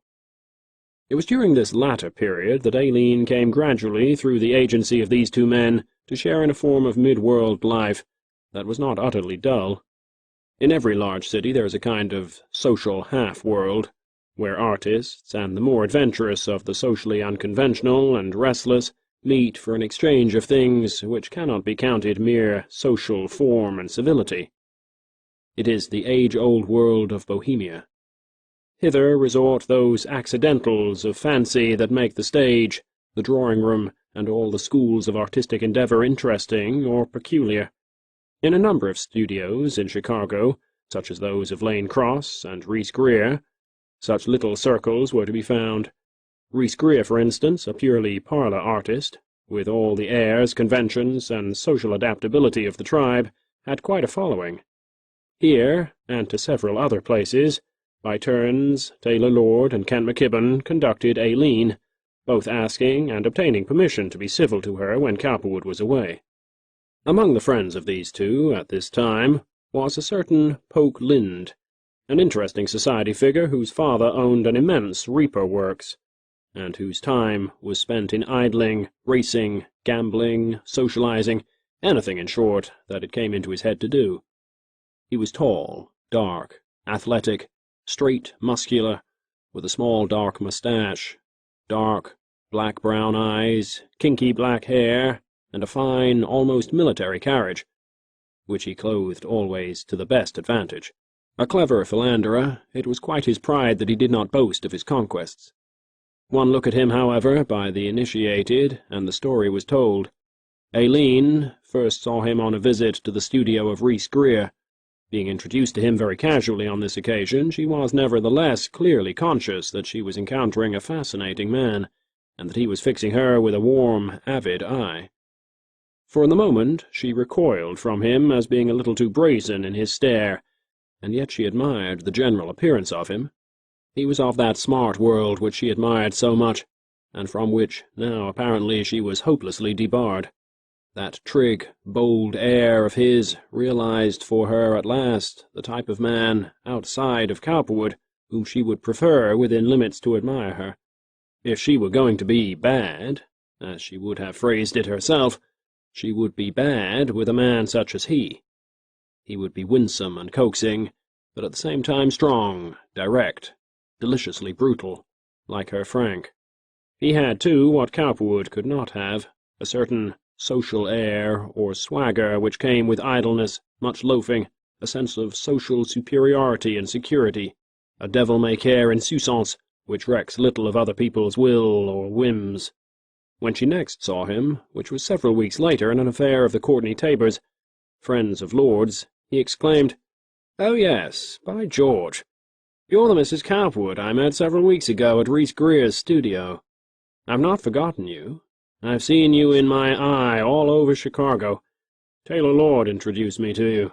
Say, but you're a beautiful woman." He leaned ingratiatingly, whimsically, admiringly near. Aileen realized that for so early in the afternoon, and considering the crowd, he was curiously enthusiastic. The truth was that because of some rounds he had made elsewhere, he was verging toward too much liquor. His eye was alight, his color coppery, his air swagger, devil-may-care, Bacchanal. This made her a little cautious, but she rather liked his brown, hard face, handsome mouth, and crisp, Jovian curls. His compliment was not utterly improper, but she nevertheless attempted coyly to avoid him. "Come, Poke, here's an old friend of yours over here, Sadie Boutwell. She wants to meet you again," someone observed, catching him by the arm. "No, you don't," he exclaimed genially, and yet at the same time a little resentfully, the kind of disjointed resentment a man who has had the least bit too much is apt to feel on being interrupted. "I'm not going to walk all over Chicago thinking of woman I've seen somewhere only to be carried away the first time I do meet her. I'm going to talk to her first." Aileen laughed. "It's charming of you, but we can meet again, perhaps. Besides, there's someone here." Lord was tactfully directing her attention to another woman. Rhys Greer and McKibbin, who were present, also came to her assistance. In the hubbub that ensued, Aileen was temporarily extricated, and Lind tactfully steered out of her way. But they had met again, and it was not to be the last time. Subsequent to this second meeting, Lind thought the matter over quite calmly, and decided that he must make a definite effort to become more intimate with Aileen. Though she was not as young as some others, she suited his present mood exactly. She was rich, physically, voluptuous and sentient. She was not of his world, precisely, but what of it? She was the wife of an eminent financier who had been in society once, and she herself had a dramatic record. He was sure of that. He could win her if he wanted to. It would be easy, knowing her as he did, and knowing what he did about her. So not long after, Lind ventured to invite her, with Lord, McKibbin, Mr. and Mrs. Rhys Greer, and a young girlfriend of Mrs. Greer who was rather attractive, a Miss Christabel Lanman, to a theatre and supper party. The programme was to hear a reigning farce at Hooley's, then to sup at the Richelieu, and finally to visit a certain exclusive gambling parlour, which then flourished on the south side, the resort of actors, society gamblers, and the like, where roulette, trente-quarante, baccarat, and the honest game of poker, to say nothing of various other games of chance, could be played amid exceedingly recherché surroundings. The party was gay, especially after the adjournment to the Richelieu, where special dishes of chicken, lobster, and a bucket of champagne were served. Later, at the Alcott Club, as the gambling resort was known, Aileen, according to Lind, was to be taught to play baccarat, poker, and any other game that she wished. "You followed my advice, Mrs. Cowperwood," he observed cheerfully at dinner. Being host, he had put her between himself and McKibbin, "and I'll show you how to get your money back, anyhow.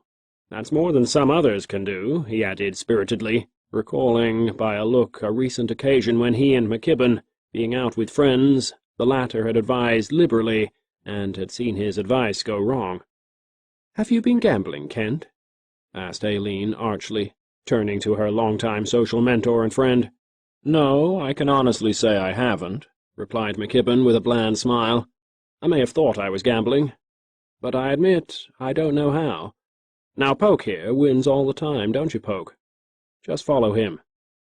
A wry smile spread over Lind's face at this, for it was on record in certain circles that he had lost as much as 10 and even 15,000 in an evening.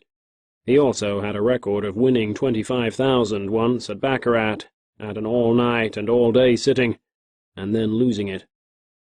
Lind, all through the evening, had been casting hard, meaning glances into Aileen's eyes. She could not avoid this, and she did not feel that she wanted to. He was so charming. He was talking to her half the time at the theatre without apparently addressing or even seeing her. Aileen knew well enough what was in his mind. At times, quite as in those days when she had first met Cowperwood, she felt an unwilled titillation in her blood. Her eyes brightened. It was just possible that she could come to love a man like this. Although it would be hard, it would serve Cowperwood right for neglecting her. Yet even now the shadow of Cowperwood was over her, but also the desire for love and a full sex life. In the gambling rooms was gathered an interested and fairly smart throng. Actors, actresses, clubmen, one or two very emaciated women of the high local social world, and a number of more or less gentlemanly young gamblers. Both Lord and McKibbin began suggesting column numbers for first plays to their protégés, while Lind leaned caressingly over Aileen's powdered shoulders. "Let me put this on quatre premiere for you," he suggested, throwing down a $20 gold piece. "Oh, but let it be my money," complained Aileen. "I want to play with my money. I won't feel that it's mine if I don't." "Very well, but you can just now. You can't play with bills." She was extracting a crisp roll from her purse. "I'll have to exchange them later for you for gold. You can pay me then. He's going to call now, anyhow. There you are, he's done it. Wait a moment, you may win." And he paused to study the little ball as it circled round and round above the receiving pockets. "Let me see. How much do I get if I win quatre premiere?" She was trying to recall her experiences abroad. 10 for 1, replied Lind, but you didn't get it. Let's try it once more for luck. It comes up every so often, once in 10 or 12. I've made it often on a first play. How long has it been since the last quatre premiere? He asked of a neighbour whom he recognized. 7, I think, Poke. 6 or 7. How's tricks? Oh, so-so. He turned again to Aileen. It ought to come up now soon. I always make it a rule to double my plays each time. It gets you back all you've lost some time or other. He put down 2 20s. Goodness, she exclaimed. That will be 200. I'd forgotten that. Just then the call came for all placements to cease, and Aileen directed her attention to the ball. It circled and circled in its dizzy way, and then suddenly dropped. Lost again, commented Lind. Well, now we'll make it 80, and he threw down 4 20s. Just for luck, we'll put something on 36, and 13 and 9. With an easy air, he laid $100 in gold on each number. Aileen liked his manner. This was like Frank. Lind had the cool spirit of a plunger. His father, recognizing his temperament, had set over a large, fixed sum to be paid to him annually. She recognized, as in Cowperwood, the spirit of adventure, only working out in another way. Lind was perhaps destined to come to some startlingly reckless end. But what of it? He was a gentleman. His position in life was secure. That had always been Aileen's sad, secret thought. Hers had not been, and might never be now. "Oh, I'm getting foozled already," she exclaimed gaily, reverting to a girlhood habit of clapping her hands. "How much will I win if I win?" The gesture attracted attention, even as the ball fell. "By George, you have it!" exclaimed Lind, who was watching the croupier. 800, 200, 200. He was counting to himself. But we lose 13. Very good, that makes us nearly 1,000 ahead, counting out what we put down. Rather nice for a beginning, don't you think? Now, if you'll take my advice, you'll not play quatre premiere any more for a while. Suppose you double a 13. You lost on that, and play Bates' formula. I'll show you what that is. Already, because he was known to be a plunger, Lind was gathering a few spectators behind him, and Aileen, fascinated and not knowing these mysteries of chance, was content to watch him. At one stage of the playing, Lind leaned over, and seeing her smile, whispered, "What adorable hair and eyes you have. You glow like a great rose. You have a radiance that is wonderful." "Oh, Mr. Lind, how you talk. Does gambling always affect you this way?" "No, you do. Always, apparently." And he stared hard into her upturned eyes. Still playing ostensibly for Aileen's benefit, he now doubled the cash deposit on his system, laying down 1,000 in gold. Aileen urged him to play for himself and let her watch. "I'll just put a little money on these odd numbers here and there, and you play any system you want. How will that do?" "No, not at all," he replied feelingly. "You're my luck. I play with you. You keep the gold for me. I'll make you a fine present if I win. The losses are mine." "Just as you like. I don't know really enough about it to play, but I surely get the nice present if you win." "You do, win or lose," he murmured. "And now you put the money on the numbers I call. 20 on 7, 80 on 13, 80 on 30, 20 on 9, 50 on 24. He was following a system of his own, and in obedience, Aileen's white, plump arm reached here and there while the spectators paused, realizing that heavier playing was being done by this pair than by anyone else. Lind was plunging for effect. He lost $1,050 at one clip. "Oh, all that good money," exclaimed Aileen, mock-pathetically as the croupier raked it in. Never mind, we'll get it back, exclaimed Lind, throwing 2 $1,000 bills to the cashier. Give me gold for those. The man gave him a double handful, which he put down between Aileen's white arms. 100 on 2, 100 on 4, 100 on 6, 100 on 8. The pieces were $5 gold pieces, and Aileen quickly built up the little yellow stacks and shoved them in place. Again the other players stopped and began to watch the odd pair. Aileen's red gold head and pink cheeks and swimming eyes, her body swathed in silks and rich laces, and Lind, erect, his shirt bosom snowy white, his face dark, almost coppery, his eyes and hair black. They were indeed a strikingly assorted pair. "What's this? What's this?" asked Greer, coming up. "Who's plunging? You, Mrs. Cowperwood?" "Not plunging," replied Lind indifferently. "We're merely working out a formula, Mrs. Cowperwood and I. We're doing it together." Aileen smiled. She was in her element at last. She was beginning to shine. She was attracting attention. 100 on 12, 100 on 18, 100 on 26. "Good heavens, what are you up to, Lind?" exclaimed Lord, leaving Mrs. Reese and coming over. She followed. Strangers also were gathering. The business of the place was at its topmost toss, it being 2 o'clock in the morning, and the rooms were full. "How interesting," observed Miss Landman at the other end of the table, pausing in her playing and staring. McKibbin, who was beside her, also paused. "They're plunging. Do look at all the money. Goodness, isn't she daring-looking, and he?" Aileen's shining arm was moving deftly, showily about. "Look at the bills he's breaking." Lind was taking out a thick layer of fresh yellow bills, which he was exchanging for gold. "They make a striking pair, don't they?" The board was now practically covered with Lind's gold in quaint little stacks. He had followed a system called Mazarin, which should give him 5 to 1, and possibly break the bank. Quite a crowd swarmed about the table, their faces glowing in the artificial light. The exclamation, "Plunging, plunging," was to be heard whispered here and there. Lind was delightfully cool and straight. His lithe body was quite erect, his eyes reflective, his teeth set over an unlighted cigarette. Aileen was excited as a child, delighted to be once more the centre of comment. Lord looked at her with sympathetic eyes. He liked her. Well, let her be amused. It was good for her now and then. But Lind was a fool to make a show of himself and risk so much money. "Table closed," called the croupier, and instantly the little ball began to spin. All eyes followed it. Round and round it went, Aileen as keen an observer as any. Her face was flushed, her eyes bright. "If we lose this," said Lind, "we will make one more bet double, and then if we don't win that, we'll quit." He was already out nearly $3,000. "Oh, yes, indeed. Only, I think we ought to quit now. Here goes 2,000 if we don't win. Don't you think that's quite enough? I haven't brought you much luck, have I?" "You are luck," he whispered. "All the luck I want. One more. Stand by me one more try, will you? If we win, I'll quit."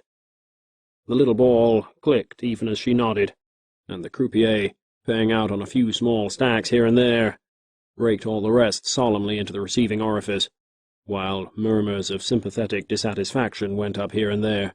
"How much did they have on the board?" asked Miss Landman of McKibbin in surprise. "It must have been a great deal, wasn't it?" "Oh, $2,000 perhaps. That isn't so high here, though. People do plunge for as much as 8 or 10,000, it all depends." McKibbin was in a belittling, depreciating mood. "Oh, yes, but not often, surely." "For the love of heaven, Poke," exclaimed Rhys Greer, coming up and plucking at his sleeve. "If you want to give your money away, give it to me. I can gather it in just as well as that croupier, and I'll go get a truck and haul it home where it'll do some good. It's perfectly terrible the way you are carrying on." Lind took his loss with equanimity. "Now to double it," he observed, "and get all our losses back, or go downstairs and have a rarebit and some champagne. What form of a present would please you best? But never mind. I know a souvenir for this occasion." He smiled and bought more gold. Aileen stacked it up showily, if a little repentantly. She did not quite approve of this, his plunging, and yet she did. She could not help sympathizing with the plunging spirit. In a few moments it was on the board. The same combination, the same stacks, only doubled. 4,000 all told. The croupier called, the ball rolled and fell. Barring $300 returned, the bank took it all. "Well, now for a rarebit," exclaimed Lind easily, turning to Lord, who stood behind him smiling. "You haven't a match, have you? We've had a run of bad luck, that's sure." Lind was secretly the least bit disgruntled, for if he had won, he had intended to take a portion of the winnings and put it in a necklace or some other gewgaw for Aileen. Now he must pay for it. Yet there was some satisfaction in having made an impression as a calm and indifferent, though heavy, loser. He gave Aileen his arm. "Well, my lady," he observed, "we didn't win, but we had a little fun out of it, I hope. That combination, if it had come out, would have set us up handsomely. Better luck next time, eh?" He smiled genially. "Yes, but I was to have been your luck, and I wasn't," replied Aileen. "You are all the luck I want, if you're willing to be. Come to the Richelieu tomorrow with me for lunch, will you?" "Let me see," replied Aileen, who, observing his ready and somewhat iron fervour, was doubtful. "I can't do that," she said finally. "I have another engagement." "How about Tuesday, then?" Aileen, realizing of a sudden that she was making much of a situation that ought to be handled with a light hand, answered readily, "Very well, Tuesday. Only call me up before. I may have to change my mind, or the time," and she smiled good-naturedly. After this, Lind had no opportunity of talking to Aileen privately, but in saying good-night he ventured to press her arm suggestively. She suffered a peculiar nervous thrill from this, but decided, curiously, that she had brought it upon herself by her eagerness for life and revenge, and must make up her mind. Did she or did she not wish to go on with this? This was the question uppermost, and she felt that she must decide. However, as in most such cases, circumstances were to help decide for her, and, unquestionably, a portion of this truth was in her mind as she was shown gallantly to her door by Taylor Lord. Chapter 33. Mr. Lind to the Rescue. The interested appearance of a man like Polk Lind at this stage of Aileen's affairs was a bit of fortuitous or gratuitous humour on the part of fate, which is involved with the subconscious chemistry of things, of which as yet we know nothing. Here was Aileen, brooding over her fate, meditating over her wrongs, as it were, and here was Polk Lind, an interesting, forceful Lothario of the city, who was perhaps well suited to her moods and her tastes at this time, as any male outside of Cowperwood could be. In many respects, Lind was a charming man. He was comparatively young, not more than Aileen's own age, schooled, if not educated, at one of the best American colleges, of excellent taste in the matter of clothes, friends, and the details of living, with which he chose to surround himself, but at heart a rake. He loved, and had from his youth up, to gamble. He was in one phase of the word a hard, and yet by no means a self-destructive drinker, for he had an iron constitution and could consume spirituous waters with a minimum of ill effect. He had what Gibbon was wont to call the most amiable of our vices, a passion for women, and he cared no more for the cool, patient, almost penitent methods by which his father had built up the immense reaper business, of which he was supposedly the heir, than he cared for the mysteries of sacred rites of the Chaldees. He realized that the business itself was a splendid thing. He liked on occasion to think of it with all its extent of ground space, plain red brick buildings, tall stacks, and yelling whistles, but he liked in no way to have anything to do with the rather commonplace routine of its manipulation. The principal difficulty with Aileen under these circumstances, of course, was her intense vanity and self-consciousness. Never was there a vainer or more sex-troubled woman. Why, she asked herself, should she sit here in loneliness day after day, brooding about Cowperwood, eating her heart out, while he was flitting about, gathering the sweets of life elsewhere? Why should she not offer her continued charms as a solace and a delight to other men who would appreciate them? Would not such a policy have all the essentials of justice in it? Yet even now, so precious had Cowperwood been to her hitherto, and so wonderful, that she was scarcely able to think of serious disloyalty. He was so charming when he was nice, so splendid. When Lind sought to hold her to her proposed luncheon engagement, she at first declined, and there, under slightly differing conditions, the matter might easily have stood. But it so happened that just at this time Aileen was being almost daily harassed by additional evidence and reminders of Cowperwood's infidelity. For instance, going one day to call on the Hagnans, for she was perfectly willing to keep up the pretense of amity in so long as they had not found out the truth, she was informed that Mrs. Hagnan was not at home. Shortly thereafter, the press, which had always been favourable to Cowperwood, and which Aileen regularly read because of its friendly comment, suddenly veered and began to attack him. There were solemn suggestions at first that his policy and intentions might not be in accord with the best interests of the city. A little later, Hagnan printed editorials which referred to Cowperwood as the Wrecker, the Philadelphia Adventurer, a conscienceless promoter, and the like. Aileen guessed instantly what the trouble was, but she was too disturbed as to her own position to make any comment. She could not resolve the threats and menaces of Cowperwood's envious world any more than she could see her way through her own grim difficulties. One day, in scanning the columns of that faithful chronicle of Chicago social doings, the Chicago Saturday Review, she came across an item which served as a final blow. For some time, in high social circles, the paragraph ran, speculation has been rife as to the amours and liaisons of a certain individual of great wealth and pseudo-social prominence, who once made a serious attempt to enter Chicago society. It is not necessary to name the man, for all who are acquainted with recent events in Chicago will know who is meant. The latest rumor to affect his already nefarious reputation relates to two women, one the daughter, and the other the wife of men of repute and standing in the community. In these latest instances, it is more likely that he has arrayed influences of the greatest importance socially and financially against himself, for the husband in the one case and the father in the other are men of weight and authority. The suggestion has more than once been made that Chicago should and eventually would not tolerate his buccaneering methods in finance and social matters, but thus far no definite action has been taken to cast him out. The crowning wonder of all this is that the wife, who was brought here from the East, and who, so rumor has it, made a rather scandalous sacrifice of her own reputation and another woman's heart and home in order to obtain the privilege of living with him, should continue so to do. Aileen understood perfectly what was meant. The father of the so-called one was probably Hagnan or Cochrane, more than likely Hagnan. The husband of the other— but who was the husband of the other? She had not heard of any scandal with the wife of anybody. It could not be the case of Rita Solberg and her husband, that was too far back. It must be some new affair of which she had not the least inkling, and so she sat and reflected. Now, she told herself, if she received another invitation from Lind, she would accept it. It was only a few days later that Aileen and Lind met in the gold room of the Richelieu. Strange to relate, for one determined to be indifferent, she had spent much time in making a fetching toilet. It being February and chill, with glittering snow on the ground, she had chosen a dark green broadcloth gown, quite new, with lapis lazuli buttons that worked a Y pattern across her bosom, a seal turban with an emerald plume, which complemented a sealskin jacket with immense wrought silver buttons and bronze shoes. To perfect it all, Aileen had fastened lapis lazuli earrings of a small flower form in her ears, and wore a plain, heavy gold bracelet.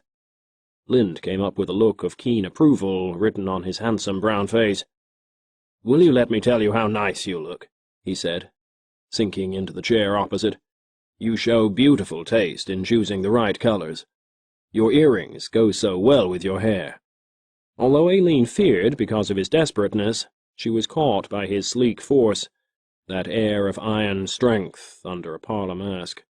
His long, brown, artistic hands, hard and muscular, indicated an idle force that might be used in many ways. They harmonized with his teeth and chin.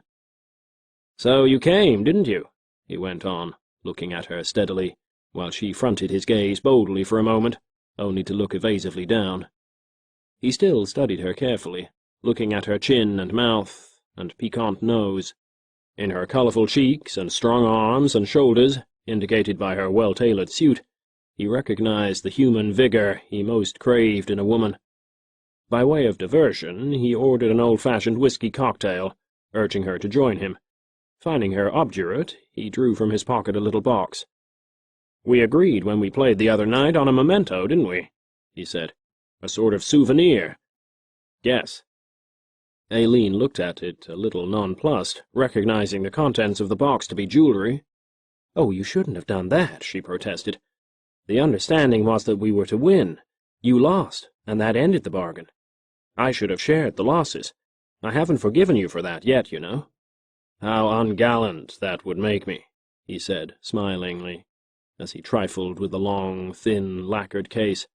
"You wouldn't want to make me ungallant, would you? Be a good fellow, a good sport, as they say. Guess, and it's yours." Aileen pursed her lips at this ardent entreaty. "Oh, I don't mind guessing," she commented superiorly, "though I shan't take it. It might be a pin, it might be a set of earrings, it might be a bracelet." He made no comment, but opened it, revealing a necklace of gold, wrought into the form of a grapevine of the most curious workmanship, with a cluster of leaves artistically carved and arranged as a breastpiece, the centre of them formed by a black opal which shone with an enticing lustre. Lind knew well enough that Aileen was familiar with many jewels, and that only one of ornate construction and value would appeal to her sense of what was becoming to her. He watched her face closely while she studied the details of the necklace. "Isn't it exquisite?" she commented. "What a lovely opal! What an odd design." She went over the separate leaves. "You shouldn't be so foolish. I couldn't take it. I have too many things as it is, and besides—" She was thinking of what she would say if Cowperwood chanced to ask her where she got it. He was so intuitive. "And besides?" he queried. "Nothing," she replied, "except that I mustn't take it, really." "Won't you take it as a souvenir, even if— our agreement, you know?" "Even if what?" she queried. "Even if nothing else comes of it. A memento, then, truly. You know?" He laid hold of her fingers with his cool, vigorous ones. A year before, even 6 months, Aileen would have released her hand smilingly. Now she hesitated. Why should she be so squeamish with other men when Cowperwood was so unkind to her? "Tell me something," Lind asked, noting the doubt and holding her fingers gently but firmly. "Do you care for me at all?" "I like you, yes. I can't say that it is anything more than that." She flushed, though, in spite of herself. He merely gazed at her with his hard, burning eyes. The materiality that accompanies romance in so many temperaments awakened in her, and quite put Cowperwood out of her mind for the moment. It was an astonishing and revolutionary experience for her. She quite burned in reply, and Lind smiled sweetly, encouragingly. "Why won't you be friends with me, my sweetheart? I know you're not happy, I can see that. Neither am I. I have a reckless, wretched disposition that gets me into all sorts of hell. I need someone to care for me. Why won't you? You're just my sort. I feel it. Do you love him so much?" He was referring to Cowperwood. "That you can't love anyone else?" "Oh, him," retorted Aileen irritably, almost disloyally. "He doesn't care for me any more. He wouldn't mind. It isn't him." "Well, then, what is it? Why won't you? Am I not interesting enough? Don't you like me? Don't you feel that I'm really suited to you?" His hand sought hers softly. Aileen accepted the caress. "Oh, it isn't that," she replied, feelingly, running back in her mind over her long career with Cowperwood, his former love, his keen protestations. She had expected to make so much out of her life with him, and here she was sitting in a public restaurant flirting with and extricating sympathy from a comparative stranger. It cut her to the quick for the moment, and she sealed her lips. Hot, unbidden tears welled in her eyes. Lind saw them. He was really very sorry for her, though her beauty made him wish to take advantage of her distress. "Why should you cry, dearest?" he asked, softly, looking at her flushed cheeks and colorful eyes. "You have beauty. You are young, you're lovely. He's not the only man in the world. Why should you be faithful when he isn't faithful to you? This hand affair is all over town. When you meet someone that really would care for you, why shouldn't you?" If he doesn't want you, there are others." At the mention of the hand affair, Aileen straightened up. "The hand affair?" she asked curiously. "What is that?" "Don't you know?" he replied, a little surprised. "I thought you did, or I certainly wouldn't have mentioned it." "Oh, I know about what it is," replied Aileen wisely, and with a touch of sardonic humor. "There have been so many of the same kind. I suppose it must be the case the Chicago Review was referring to, the wife of the prominent financier. Has he been trifling with Mrs. Hand?" "Something like that," replied Lind. "I'm sorry that I spoke, though, really I am. I didn't mean to be carrying tales." "Soldiers in a common fight, eh?" taunted Aileen gaily. "Oh, not that exactly. Please don't be mean. I'm not so bad. It's just a principle with me. We all have our little foibles." "Yes, I know," replied Aileen, but her mind was running on Mrs. Hand. So she was the latest. "Well, I admire his taste anyway in this case," she said archly. "There have been so many, though. She is just one more." Lind smiled. He himself admired Cowperwood's taste. Then he dropped the subject. "But let's forget that," he said. "Please don't worry about him any more. You can't change that. Pull yourself together." He squeezed her fingers. "Will you?" he asked, lifting his eyebrows in inquiry. "Will I what?" replied Aileen meditatively. "Oh, you know. The necklace, for one thing. Me, too." His eyes coaxed and laughed and pleaded. Aileen smiled. "You're a bad boy," she said evasively. This revelation in regard to Mrs. Hand had made her singularly retaliatory in spirit. "Let me think. Don't ask me to take the necklace today. I couldn't. I couldn't wear it anyhow. Let me see you another time." She moved her plump hand in an uncertain way, and he smoothed her wrist. "I wonder if you would like to go around the studio of a friend of mine here in the tower," he asked, quite nonchalantly. "He has such a charming collection of landscapes. You're interested in pictures, I know. Your husband has some of the finest." Instantly Aileen understood what was meant, quite by instinct. The alleged studio must be private bachelor quarters. "Not this afternoon," she replied, quite wrought up and disturbed. "Not today. Another time. And I must be going now, but I will see you." "And this?" he asked, picking up the necklace. "You keep it until I do come," she replied. "I may take it then." She relaxed a little, pleased that she was getting safely away, but her mood was anything but antagonistic, and her spirits were as shredded as wind-whipped clouds. It was time she wanted. A little time, that was all. Chapter 34. Enter Hosmer Hand. It is needless to say that the solemn rage of Hand, to say nothing of the pathetic anger of Hakenin, coupled with the wrath of Redmond Purdy, who related to all his sad story, and of young MacDonald and his associates of the Chicago General Company, constituted an atmosphere highly charged with possibilities and potent for dramatic results. The most serious element in this at present was Hosmer Hand, who, being exceedingly wealthy and a director in a number of the principal mercantile and financial institutions of the city, was in a position to do Cowperwood some real financial harm. Hand had been extremely fond of his young wife.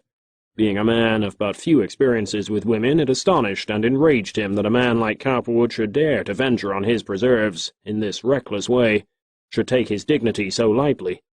He burned now with a hot, slow fire of revenge. Those who know anything concerning the financial world and its great adventures know how precious is that reputation for probity, solidarity, and conservatism on which so many of the successful enterprises of the world are based. If men are not absolutely honest themselves, they at least wish for and have faith in the honesty of others.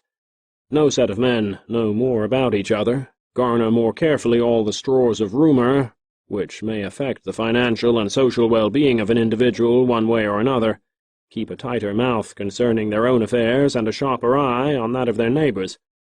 Cowperwood's credit had hitherto been good, because it was known that he had a soft thing in the Chicago street railway field, that he paid his interest charges promptly, that he had organized the group of men who now, under him, controlled the Chicago Trust Company and the North and West Chicago Street Railways, and that the Lake Street Bank, of which Addison was still president, considered his collateral sound.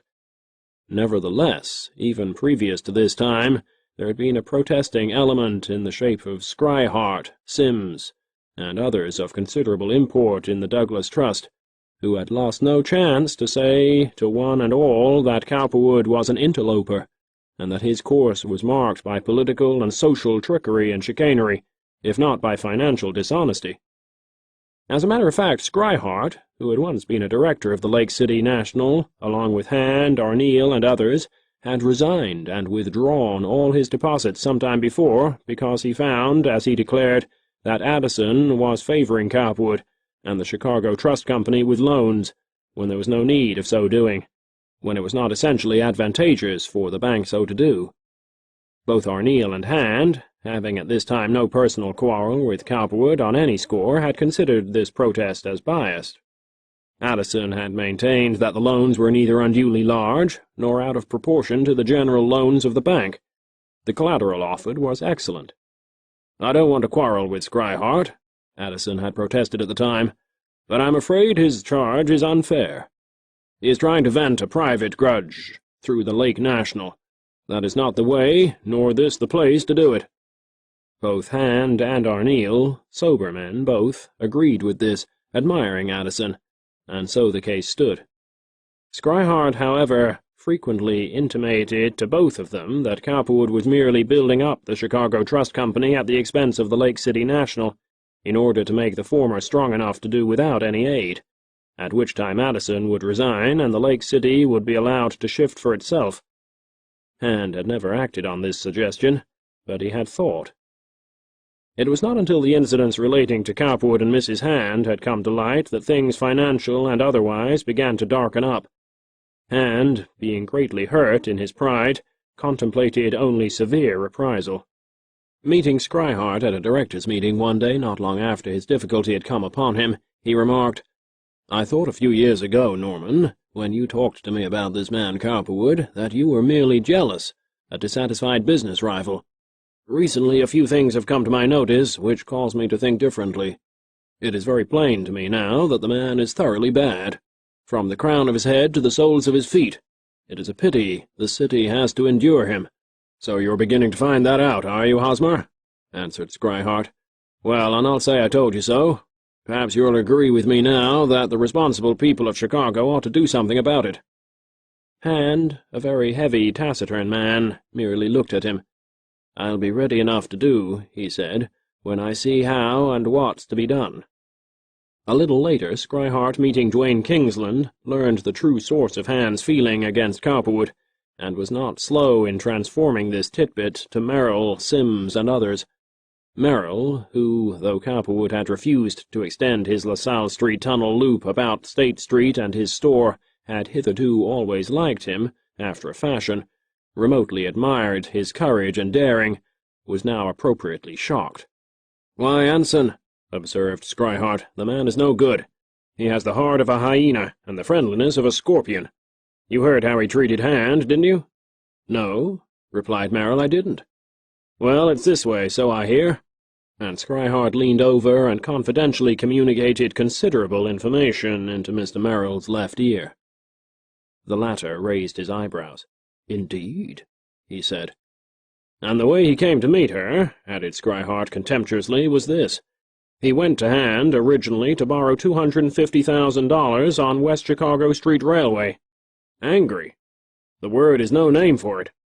"You don't say so," commented Merrill dryly, though privately interested and fascinated, for Mrs. Hand had always seemed very attractive to him.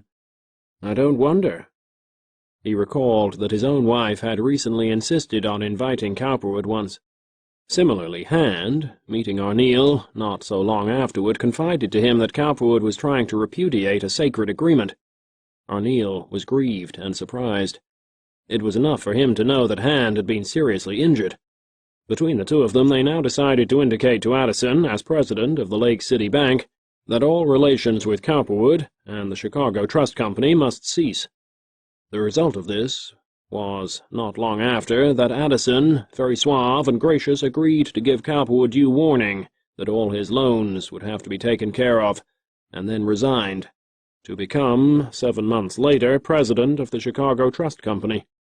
This desertion created a great stir at the time, astonishing the very men who had suspected that it might come to pass.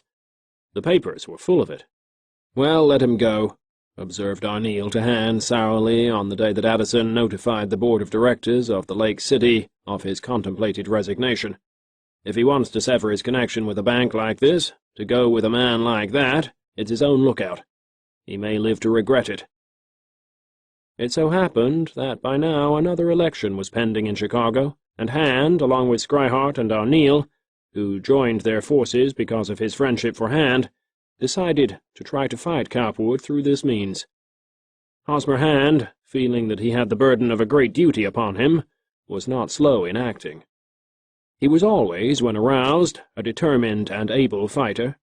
Needing an able lieutenant in the impending political conflict, he finally bethought himself of a man who had recently come to figure somewhat conspicuously in Chicago politics, one Patrick Gilgan, the same Patrick Gilgan of Cowperwood's old Hyde Park gas war days.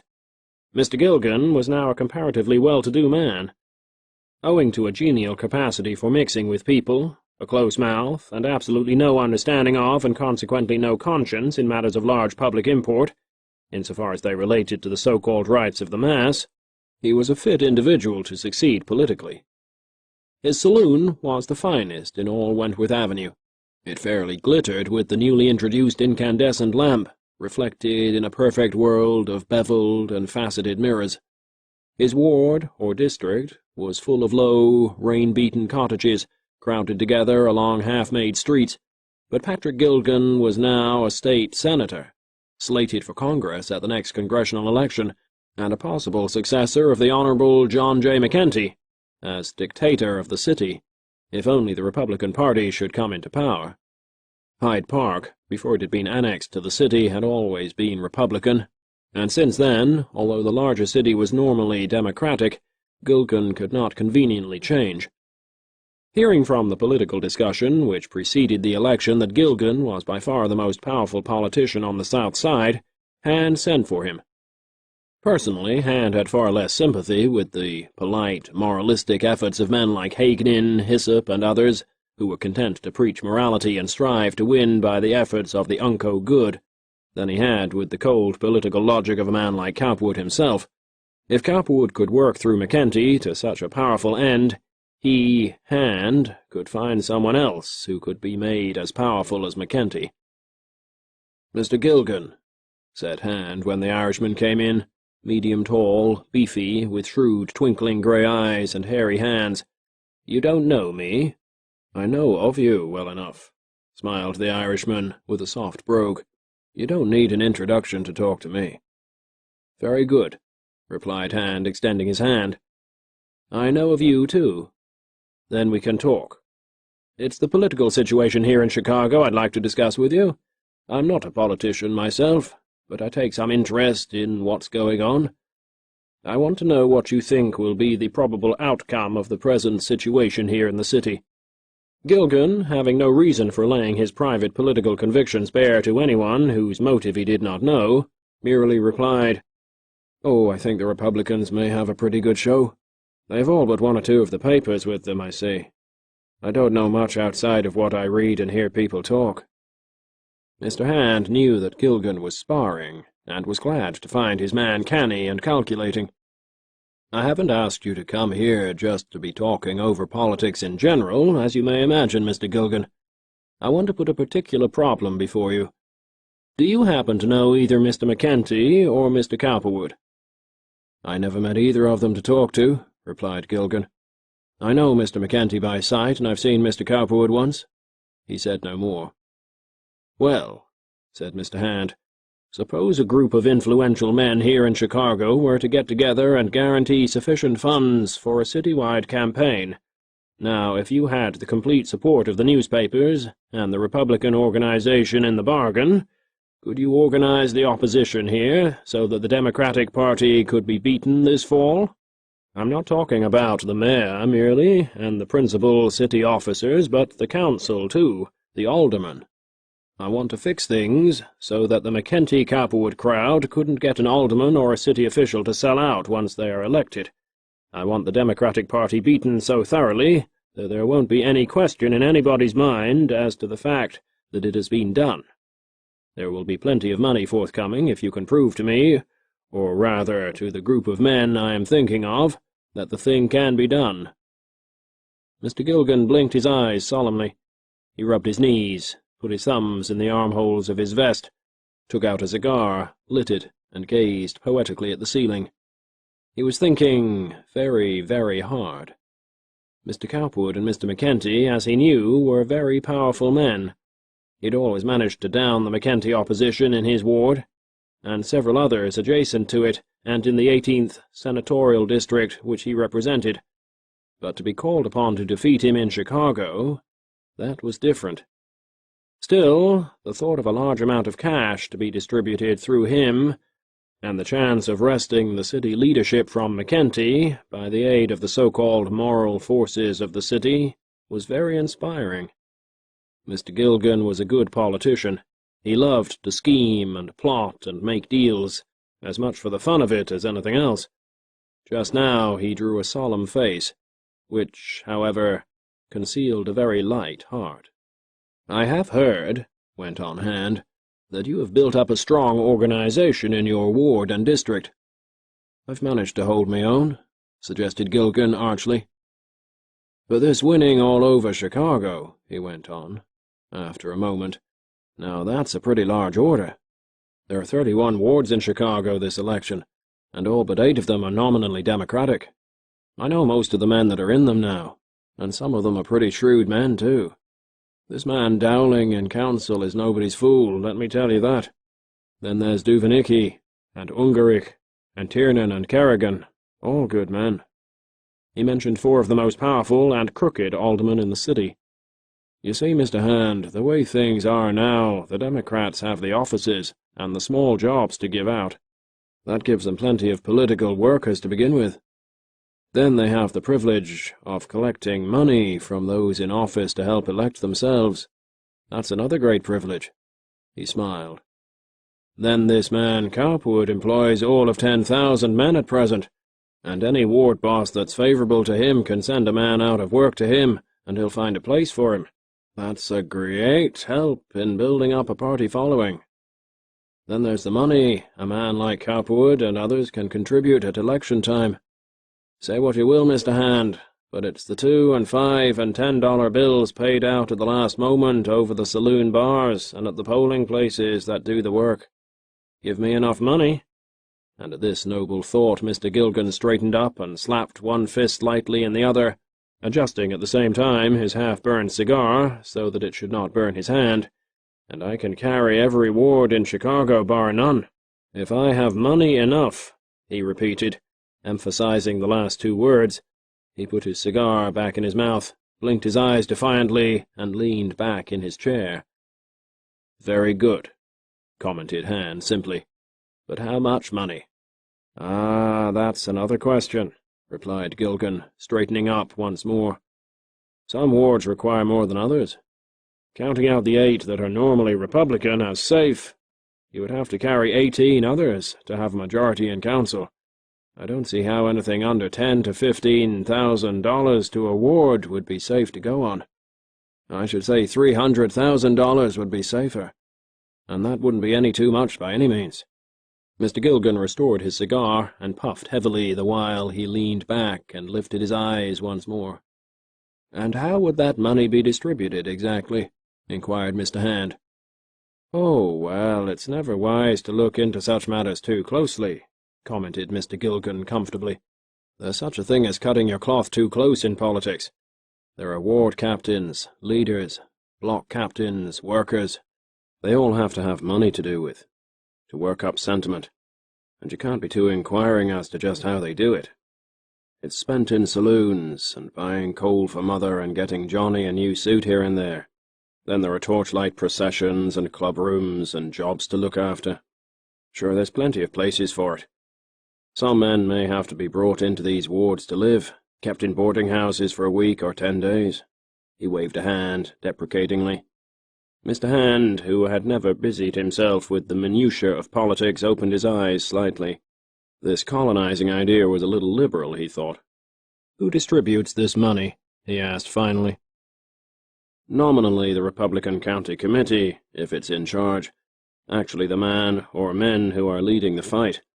In the case of the Democratic Party, it's John J. McKenty, and don't you forget it. In my district, it's me and no one else. Mr. Hand, slow, solid, almost obtuse at times, meditated under lowering brows. He'd always been associated with a more or less silk-stocking crew, who were unused to the rough usage of backroom saloon politics. Yet everyone suspected, vaguely, of course, at times, that ballot boxes were stuffed and ward lodging houses colonized. Everyone, at least everyone of any worldly intelligence, knew that political capital was collected from office seekers, office holders, beneficiaries of all sorts and conditions under the reigning city administration. Mr. Hand had himself contributed to the Republican Party for favors received, or about to be. As a man who had been compelled to handle large affairs in a large way, he was not inclined to quarrel with this. $300,000 was a large sum, and he was not inclined to subscribe it alone, but fancied that at his recommendation and with his advice it could be raised. Was Gilgan the man to fight Cowperwood? He looked him over and decided, other things being equal, that he was. And forthwith the bargain was struck. Gilgan, as a Republican Central Committee man, chairman, possibly, was to visit every ward, connect up with every available Republican force, pick strong, suitable, anti-Cowperwood candidates and try to elect them, while he, Hand, organized the money element and collected the necessary cash. Gilgan was to be given money personally. He was to have the undivided, if secret, support of all the high Republican elements in the city. His business was to win at almost any cost, and as a reward he was to have the Republican support for Congress, or failing that, the practical Republican leadership in city and county. "Anyhow," said Hand, after Gilgan finally took his departure, "things won't be so easy for Mr. Cowperwood in the future as they were in the past. And when it comes to getting his franchises renewed, if I'm alive, we'll see whether he will or not." The heavy financier actually growled a low growl as he spoke out loud to himself. He felt a boundless rancor toward the man who had, as he supposed, alienated the affections of his smart young wife. Chapter 35. A Political Agreement. In the first and second wards of Chicago at this time, wards including the business heart, South Clark Street, the waterfront, the river levee, and the like, were two men, Michael, alias Smiling Mike Tiernan, and Patrick, alias Emerald Pat Carrigan, who, for picturesqueness of character and solidness of atmosphere, could not be equalled elsewhere in the city, if in the nation at large. Smiling Mike Tiernan, proud possessor of 4 of the largest and filthiest saloons of this area, was a man of large and genial mold, perhaps 6 feet 1 inch in height, broad-shouldered in proportion, with a bovine head, bullet-shaped from one angle, and big, healthy, hairy hands and large feet.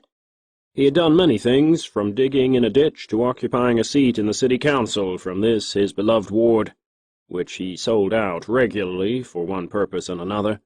But his chief present joy consisted of sitting behind a solid mahogany railing at a rosewood desk in the back portion of his largest Clark Street hostelry, the Silver Moon. Here he counted up the returns from his various properties, saloons, gambling resorts, and houses of prostitution, which he manipulated with the connivance or blinking courtesy of the present administration, and listened to the pleas and demands of his henchmen and tenants. The character of Mr. Carrigan, Mr. Tiernan's only rival in this rather difficult and sordid region, was somewhat different. He was a small man, quite dapper, with a lean, hollow, and somewhat haggard face, but by no means sickly body. A large, strident mustache, a wealth of coal-black hair parted slickly on one side, and a shrewd, genial, brown-black eye, constituting altogether a rather pleasing and ornate figure, whom it was not at all unsatisfactory to meet. His ears were large and stood out bat-wise from his head, and his eyes gleamed with a smart, evasive light. He was cleverer financially than Tiernan, richer, and no more than 35, whereas Mr. Tiernan was 45 years of age. Like Mr. Tiernan in the first ward, Mr. Kerrigan was a power in the second, and controlled a most useful and dangerous floating vote. His saloons harboured the largest floating element that was to be found in the city: longshoremen, railroad hands, stevedores, tramps, thugs, thieves, pimps, rounders, detectives, and the like. He was very vain, considered himself handsome, a killer with the ladies. Married, and with 2 children and a sedate young wife, he still had his mistress, who changed from year to year, and his intermediate girls. His clothes were altogether noteworthy, but it was his pride to eschew jewellery, except for one enormous emerald, value $14,000, which he wore in his necktie on occasions, and the wonder of which, pervading all Dearborn Street and the City Council, had won him the sobriquet of Emerald Pat. At first he rejoiced heartily in this title, as he did in a gold and diamond medal awarded him by a Chicago brewery for selling the largest number of barrels of beer of any saloon in Chicago. More recently, the newspapers having begun to pay humorous attention to both himself and Mr. Tiernan, because of their prosperity and individuality, he resented it. The relations of these 2 men to the present political situation was peculiar, and as it turned out, was to constitute the weak spot in the Cowperwood-McKenty campaign. Tiernan and Kerrigan, to begin with, being neighbours and friends, worked together in politics and business, on occasions pooling their issues and doing each other favours. The enterprises in which they were engaged being low and shabby, they needed counsel and consolation. Infinitely beneath a man like McKenty in understanding and a political grasp of life, they were nevertheless, as they prospered, somewhat jealous of him and his high estate. They saw with speculative and somewhat jealous eyes how, after his union with Cowperwood, he grew, and how he managed to work his will in many ways, by extracting tolls from the police department and heavy annual campaign contributions from manufacturers favoured by the city gas and water departments. McKenty, a born manipulator in this respect, knew where political funds were to be had in an hour of emergency, and he did not hesitate to demand them. Tiernan and Kerrigan had always been fairly treated by him as politics go, but they had never as yet been included in his inner council of plotters. When he was downtown on one errand or another, he stopped in at their places to shake hands with them, to inquire after business, to ask if there was any favour he could do them, but never did he stoop to ask a favour of them, or personally to promise any form of reward. That was the business of Dowling and others, through whom he worked. Naturally men of strong, restive, animal disposition, finding no complete outlet for their growing capacity, Tiernan and Kerrigan were both curious to see in what way they could add to their honours and emoluments. Their wards, more than any in the city, were increasing in what might be called a vote-piling capacity, the honest, legitimate vote not being so large, but the opportunities afforded for colonizing, repeating, and ballot-box stuffing being immense. In a doubtful mayoralty campaign, the first and second wards alone, coupled with a portion of the third adjoining them, would register sufficient illegitimate votes, after voting hours if necessary, to completely change the complexion of the city as to the general officers nominated. Large amounts of money were sent to Tiernan and Kerrigan around election time by the Democratic County Committee to be disposed of as they saw fit. They merely sent in a rough estimate of how much they would need, and always received a little more than they asked for. They never made, nor were asked to make, accounting afterward. Tiernan would receive as high as $15,000 and $18,000, Kerrigan sometimes as much as $20,000 to $25,000, his being the pivotal ward under such circumstances. McKenty had recently begun to recognize that these 2 men would soon have to be given fuller consideration, for they were becoming more or less influential. But how? Their personalities, let alone the reputation of their wards, and the methods they employed, were not such as to command public confidence. In the meantime, owing to the tremendous growth of the city, the growth of their own private business, and the amount of ballot-box stuffing, repeating, and the like which was required of them, they were growing more and more restless. Why should not they be slated for higher offices? They now frequently asked themselves. Tiernan would have been delighted to have been nominated for sheriff or city treasurer. He considered himself eminently qualified. Kerrigan, at the last city convention, had privately urged on Dowling the wisdom of nominating him for the position of Commissioner of Highways and Sewers, which office he was anxious to obtain because of its reported commercial perquisites. But this year, of all times, owing to the need of nominating an unblemished ticket to defeat the sharp Republican opposition, such a nomination was not possible. It would have drawn the fire of all the respectable elements of the city. As a result, both Tiernan and Kerrigan, thinking over their services, past and future, felt very much disgruntled. They were really not large enough mentally to understand how dangerous, outside of certain fields of activity, they were to the party. After his conference with Hand, Gilgan, going about the city with the promise of ready cash on his lips, was able to arouse considerable enthusiasm for the Republican cause. In the wards and sections where the so-called better element prevailed, it seemed probable, because of the heavy moral teaching of the newspapers, that the respectable vote would array itself almost solidly this time against Cowperwood. In the poorer wards, it would not be so easy. True, it was possible, by a sufficient outlay of cash, to find certain hardy buccaneers who could be induced to knife their own brothers, but the result was not certain.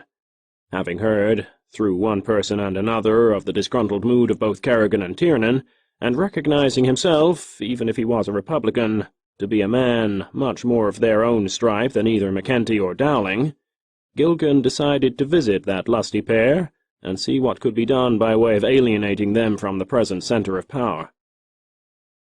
After due reflection, he first sought out Emerald Pat Kerrigan, whom he knew personally, but with whom he was by no means intimate politically, at his Emporium Bar in Dearborn Street. This particular saloon, a feature of political Chicago at this time, was a large affair, containing among other marvelous saloon fixtures a circular bar of cherry wood 12 feet in diameter, which glowed as a small mountain, with the customary plain and colored glasses, bottles, labels, and mirrors. The floor was a composition of small, shaded red and green marbles. The ceiling, a daub of pinky, fleshy nudes floating among diaphanous clouds. The walls were alternate panels of cerise and brown set in rosewood. Mr. Kerrigan, when other duties were not pressing, was usually to be found standing, chatting with several friends and surveying the wonders of his bar trade, which was very large. On the day of Mr. Gilgan's call, he was resplendent in a dark brown suit with a fine red stripe in it, cordovan leather shoes, a wine-colored tie, ornamented with the emerald of so much renown, and a straw hat of flaring proportions and novel weave. About his waist, in lieu of a waistcoat, was fastened one of the eccentricities of the day, a manufactured silk sash. He formed an interesting contrast with Mr. Gilgan, who now came up very moist, pink and warm, in a fine, light tweed of creamy, showy texture, straw hat and yellow shoes. "How are you, Kerrigan?" he observed genially, there being no political enmity between them. "How's the first, and how's trade? I see you haven't lost the emerald yet." No danger of that. Oh, trade's all right. And so's the first. How's Mr. Gilgan?" Kerrigan extended his hand cordially. "I have a word to say to you. Have you any time to spare?" For answer, Mr. Kerrigan led the way into the back room. Already he had heard rumors of a strong Republican opposition at the coming election. Mr. Gilgan sat down. "It's about things this fall I've come to see you, of course," he began smilingly. "You and I are supposed to be on opposite sides of the fence, and we are as a rule. But I'm wondering whether we need to be this time or not." Mr. Kerrigan, shrewd, though seemingly simple, fixed him with an amiable eye. "What's your scheme?" he said. "I'm always open to a good idea." "Well, it's just this," began Mr. Gilgan, feeling his way. "You have a fine big ward here that you carry in your vest pocket, and so has Tiernan, as we all know. And we all know, too, that if it wasn't for what you and him can do, there wouldn't always be a Democratic mayor elected. Now, I have an idea, from looking into the thing, that neither you nor Tiernan have got much out of it so far as you might have." Mr. Kerrigan was too cautious to comment as to that, though Mr. Gilgan paused for a moment. "Now, I have a plan, as I say, and you can take it or leave it, just as you want, and no hard feelings one way or the other. I think the Republicans are going to win this fall." McKenty or no McKenty. First, second, and third wards with us or not, as they choose. The doings of the big fellow," he was referring to McKenty, "with the other fellow in North Clark Street." Mr. Gilgan preferred to be a little enigmatic at times, "are very much in the wind just now. You see how the papers stand. I happen to know where there's any quantity of money coming into the game from big financial quarters, who have no use for this railroad man. It's a solid LaSalle and Dearborn Street line-up, so far as I can see. Why, I don't know, but so it is. Maybe you know better than I do. Anyhow, that's the way it stands now. Add to that the fact that there are 8 naturally Republican wards as it is, and 10 more where there is always a fighting chance, and you begin to see what I'm driving at. Count out these last 10, though, and bet only on the 8 that are sure to stand. That leaves 23 wards that we Republicans always conceded to you people. But if we manage to carry 13 of them along with the 8 I'm talking about, we'll have a majority in council, and—" Flick! He snapped his fingers. "Out you go. You, McKenty, Cowperwood, and all the rest. No more franchises, no more street paving contracts, no more gas deals. Nothing for 2 years anyhow, and maybe longer. If we win, we'll take the jobs and the fat deals." He paused, and surveyed Kerrigan cheerfully but defiantly. "Now, I've just been all over the city," he continued, "in every ward and precinct, so I know something of what I'm talking about. I have the men and the cash to put up a fight all along the line this time. This fall, we win. Me and the big fellows over there in LaSalle Street, and all the Republicans, or Democrats, or Prohibitionists, or whoever else comes in with us. Do you get me? We're going to put up the biggest political fight Chicago has ever seen. I'm not naming any names just yet, but when the time comes, you'll see. Now, what I want to ask you is this, and I'll not mince me words nor beat around the bush. Will you and Tiernan come in with me and Edstrom to take over the city and run it during the next 2 years? If you will, we can win hands down. It will be a case of share and share alike on everything, police, gas, water, highways, street railways, everything. Or we'll divide beforehand and put it down in black and white. I know that you and Tiernan work together, or I wouldn't talk about this. Edstrom has the Swedes where he wants them, and he'll poll 20,000 of them this fall. There's Ungaric with his Germans. One of us might make a deal with him afterward, give him most any office he wants. If we win this time, we can hold the city for 6 or 8 years anyhow, most likely, and after that, well, there's no use looking too far in the future. Anyhow, we'd have a majority of the council and carry the mayor along with it." "If," commented Mr. Kerrigan dryly. "If," replied Mr. Gilgan sententiously. "You're very right. There's a big if in there, I'll admit. But if these 2 wards, yours and Tiernan's, could by any chance be carried for the Republicans, they'd be equal to any 4 or 5 of the others." "Very true," replied Mr. Kerrigan. "If they could be carried for the Republicans. But they can't be. What do you want me to do, anyhow? Lose me seat in council and be run out of the Democratic Party? What's your game? You don't take me for a plain damn fool, do you?" "Sorry the man that ever took Emerald Pat for that," answered Gilgan with honeyed compliment. "I never would. But no one is asking ye to lose your seat in council and be run out of the Democratic Party. What's to hinder you from electing yourself and dropping the rest of the ticket?" He had almost said knifing. Mr. Kerrigan smiled. In spite of all his previous dissatisfaction with the Chicago situation, he had not thought of Mr. Gilgan's talk as leading to this. It was an interesting idea. He had knifed people before, here and there, a particular candidate whom it was desirable to undo. If the Democratic Party was in any danger of losing this fall, and if Gilgan was honest in his desire to divide and control, it might not be such a bad thing. Neither Cowperwood, McKenty, nor Dowling had ever favoured him in any particular way. If they lost through him, and he could still keep himself in power, they would have to make terms with him. There was no chance of their running him out. Why shouldn't he knife the ticket? It was worth thinking over, to say the least. "That's all very fine," he observed dryly after his meditation had run its course. "But how do I know that you wouldn't turn around and welch on the agreement afterward? Mr. Gilgan stirred irritably at the suggestion. "Dave Morrissey came to me 4 years ago to help him out, and a lot of satisfaction I got afterward." Kerrigan was referring to a man whom he had helped make county clerk, and who had turned on him when he asked for return favours and his support for the office of Commissioner of Highways. Morrissey had become a prominent politician. "That's very easy to say," replied Gilgan irritably, "but it's not true of me. Ask any man in my district. Ask the men who know me. I'll put my part of the bargain in black and white if you'll put yours. If I don't make good, show me up afterward. I'll take you to the people who are backing me. I'll show you the money. I've got the goods this time. What do you stand to lose, anyhow? They can't run you out for cutting the ticket. They can't prove it. We'll bring police in here to make it look like a fair vote. I'll put up as much money as they will to carry this district, and more." Mr. Kerrigan suddenly saw a grand coup here. He could draw down from the Democrats, as he would have expressed it, $20,000 to $25,000 to do the dirty work here. Gilgan would furnish him as much and more, the situation being so critical. Perhaps 15,000 to 18,000 would be necessary to poll the number of votes required either way. At the last hour, before stuffing the boxes, he would learn how the city was going. If it looked favourable for the Republicans, it would be easy to complete the victory and complain that his lieutenants had been suborned. If it looked certain for the Democrats, he could throw Gilgan and pocket his funds.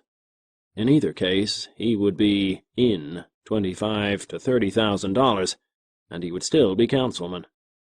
"All very fine," replied Mr. Kerrigan, pretending a dullness which he did not feel. "But it's damned ticklish business at best. I don't know that I want anything to do with it, even if we could win. It's true the City Hall crowd have never played into my hands very much, but this is a Democratic district and I'm a Democrat. If it ever got out that I'd thrown the party, it would be pretty near all day with me." "I'm a man of my word," declared Mr. Gilgan, emphatically getting up. "I never threw a man or a bet in my life. Look at me record in the 18th. Did you ever hear anyone say that I had?" "No, I never did," returned Kerrigan mildly.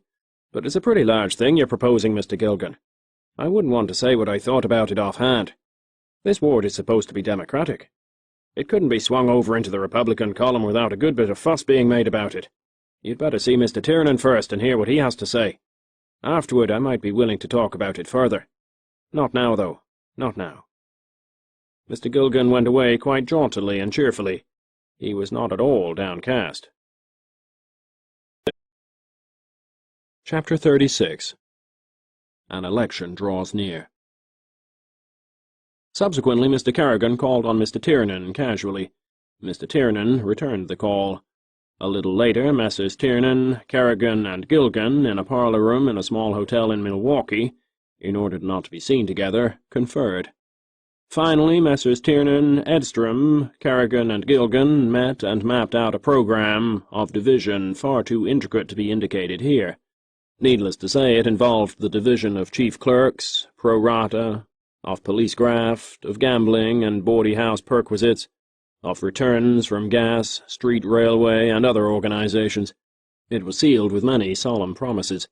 If it could be made effective, this quadrumvirate was to endure for years. Judges, small magistrates, officers large and small, the shrievalty, the water office, the tax office, all were to come within its purview. It was a fine, handsome political dream, and as such worthy of every courtesy and consideration, but it was only a political dream in its ultimate aspects, and as such impressed the participants themselves at times. The campaign was now in full blast. The summer and fall, September and October, went by to the tune of the Democratic and Republican marching club bands, to the sound of lusty political voices orating in parks, at street corners, in wooden wigwams, halls, tents, and parlours, wherever a meagre handful of listeners could be drummed up and made by any device to keep still. The newspapers honked and bellowed, as is the way with those prophet-appointed advocates and guardians of right and justice. Cowperwood and McKenty were denounced from nearly every street corner in Chicago. Wagons and signboards on wheels were hauled about labeled "Break the Partnership between the Street Railway Corporations and the City Council." "Do you want more streets stolen? Do you want Cowperwood to own Chicago?" Cowperwood himself, coming downtown on a morning or driving home of an evening, saw these things. He saw the huge signs, listened to speeches denouncing himself, and smiled. By now he was quite aware as to whence this powerful uprising had sprung. Hand was back of it, he knew, for so McKenty and Addison had quickly discovered, and with Hand was Scrihart, Arneel, Merrill, the Douglas Trust Company, the various editors, young Truman Leslie MacDonald, the old gas crowd, the Chicago General Company, all. He even suspected that certain aldermen might possibly be suborned to desert him, though all professed loyalty. McKenty, Addison, Videra, and himself were planning the details of their defenses as carefully and effectively as possible. Cowperwood was fully alive to the fact that if he lost this election, the first to be vigorously contested, it might involve a serious chain of events. But he did not propose to be unduly disturbed, since he could always fight in the courts by money and by preferment in the council, and with the mayor and the city attorney. "There is more than one way to kill a cat," was one of his pet expressions, and it expressed his logic and courage exactly. Yet he did not wish to lose. One of the amusing features of the campaign was that the McKenty orators had been instructed to shout as loudly for reforms as the Republicans, only instead of assailing Cowperwood and McKenty, they were to point out that Scrihart's Chicago City Railway was far more rapacious, and that this was a scheme to give it a blanket franchise of all streets not yet covered by either the Cowperwood or the Scrihart-Hand-Arneel lines. It was a pretty argument. The Democrats could point with pride to a uniformly liberal interpretation of some trying Sunday laws, whereby under Republican and Reform administrations it had been occasionally difficult for the honest working man to get his glass or pail of beer on Sunday. On the other hand, it was possible for the Republican orators to show how the low dives and gin mills were everywhere being operated in favor of McKenty, and that under the highly respectable administration of the Republican candidate for mayor, this partnership between the city government and vice and crime would be nullified. "If I am elected," declared the Honorable Chafee Thea Sluss, the Republican candidate, "neither Frank Cowperwood nor John McKenty will dare to show his face in the City Hall unless he comes with clean hands and an honest purpose." "Hurrah!" yelled the crowd. "I know that ass," commented Addison when he read this in the transcript. "He used to be clerk in the Douglas Trust Company. He made a little money recently in the paper business. He's a mere tool for the Arneel-Scrihart interests. He hasn't the courage of a 2-inch fishworm." When McKenty read it, he simply observed, "There are other ways of going to City Hall than by going yourself." He was depending upon a councilmanic majority at least. However, in the midst of this uproar, the goings to and fro of Gilgan, Edstrom, Kerrigan, and Tiernan were not fully grasped. A more urbanely shifty pair than these latter were never seen. While fraternizing secretly with both Gilgan and Edstrom, laying out their political program most neatly, they were at the same time conferring with Dowling, Duvenicki, even McKenty himself. Seeing that the outcome was, for some reason, he could scarcely see why, looking very uncertain, McKenty one day asked the two of them to come to see him. On getting the letter, Mr. Tiernan strolled over to Mr. Kerrigan's place to see whether he also had received a message. Sure, I did," replied Mr. Kerrigan gaily. "Here it is now in me outside coat pocket. 'Dear Mr. Kerrigan,' he read, 'won't you do me the favour to come over tomorrow evening at 7 and dine with me? Mr. Ungarick, Mr. Duvenicki, and several others will very likely drop in afterward. I've asked Mr. Tiernan to come at the same time. Sincerely, John J. McKenty.'" "That's the way he does it," added Mr. Kerrigan, "just like that." He kissed the letter mockingly and put it back into his pocket. "Sure, I got one just the same way. The very same language, nearly," commented Mr. Tiernan sweetly. "He's beginning to wake up, eh? What? The little old first and second are beginning to look pretty big just now, eh? What? Tush!" observed Mr. Kerrigan to Mr. Tiernan, with a marked sardonic emphasis. "That combination won't last forever. They've been getting too big for their pants, I'm thinking. Well, it's a long road, eh? It's pretty near time, what?" "You're right," responded Mr. Tiernan feelingly. "It is a long road. These are the two big wards of the city, and everybody knows it. If we turn on them at the last moment, where will we be, eh?" He put a fat finger alongside his heavy reddish nose and looked at Mr. Kerrigan out of squinted eyes. "You're damned right," replied the little politician cheerfully. They went to the dinner separately, so as not to appear to have conferred before, and greeted each other on arriving as though they had not seen each other for days. "How's business, Mike?" "Oh, fair, Pat. How's things with you?" "So-so." "Things looking all right in your ward for November?" Mr. Tiernan wrinkled a fat forehead. "Can't tell yet." All this was for the benefit of Mr. McKenty, who did not suspect rank party disloyalty. Nothing much came of this conference, except that they sat about discussing in a general way wards, pluralities, what Ziegler was likely to do with the 12th, whether Pinsky could make it in the 6th, Schlumbaum in the 20th, and so on. New Republican contestants in old, safe Democratic wards were making things look dubious. "And how about the 1st, Kerrigan?" inquired Ungarich, a thin, reflective German-American of shrewd presence. Ungarich was one who had hitherto wormed himself higher in McKenty's favour than either Kerrigan or Tiernan. "Oh, the 1st's all right," replied Kerrigan archly. "Of course you never can tell. This fellow Scully may do something, but I don't think it will be much, if we have the same police protection." Ungarich was gratified. He was having a struggle in his own ward where a rival by the name of Glover appeared to be pouring out money like water. He would require considerably more money than usual to win. It was the same with Duvanicki. McKenty finally parted with his lieutenants, more feelingly with Kerrigan and Tiernan than he had ever done before. He did not wholly trust these two, and he could not exactly admire them and their methods, which were the roughest of all, but they were useful. "I'm glad to learn," he said in parting, "that things are looking all right with you, Pat, and you, Mike," nodding to each in turn. "We're going to need the most we can get out of everybody. I depend on you two to make a fine showing, the best of any. The rest of us will not forget it when the plums are being handed around afterward." "Oh, you can depend on me to do the best I can, always," commented Mr. Kerrigan sympathetically. "It's a tough year, but we haven't failed yet." "And me, Chief. That goes for me," observed Mr. Tiernan raucously. "I guess I can do as well as I have." "Good for you, Mike," soothed McKenty, laying a gentle hand on his shoulder. "And you too, Kerrigan. Yours are the key wards, and we understand that. I've always been sorry that the leaders couldn't agree on you two for something better than councilmen. But next time there won't be any doubt of it, if I have any influence then." He went in and closed the door. Outside, a cool October wind was whipping dead leaves and weed stalks along the pavements. Neither Tiernan nor Kerrigan spoke, though they had come away together, until they were 200 feet down the avenue toward Van Buren. "Some talk that, eh?" commented Mr. Tiernan, eyeing Mr. Kerrigan in the flare of a passing gas lamp. "Sure. That's the stuff they always hand out when they're up against it. Pretty kind words, eh? And after 10 years of about the roughest work that's done, eh?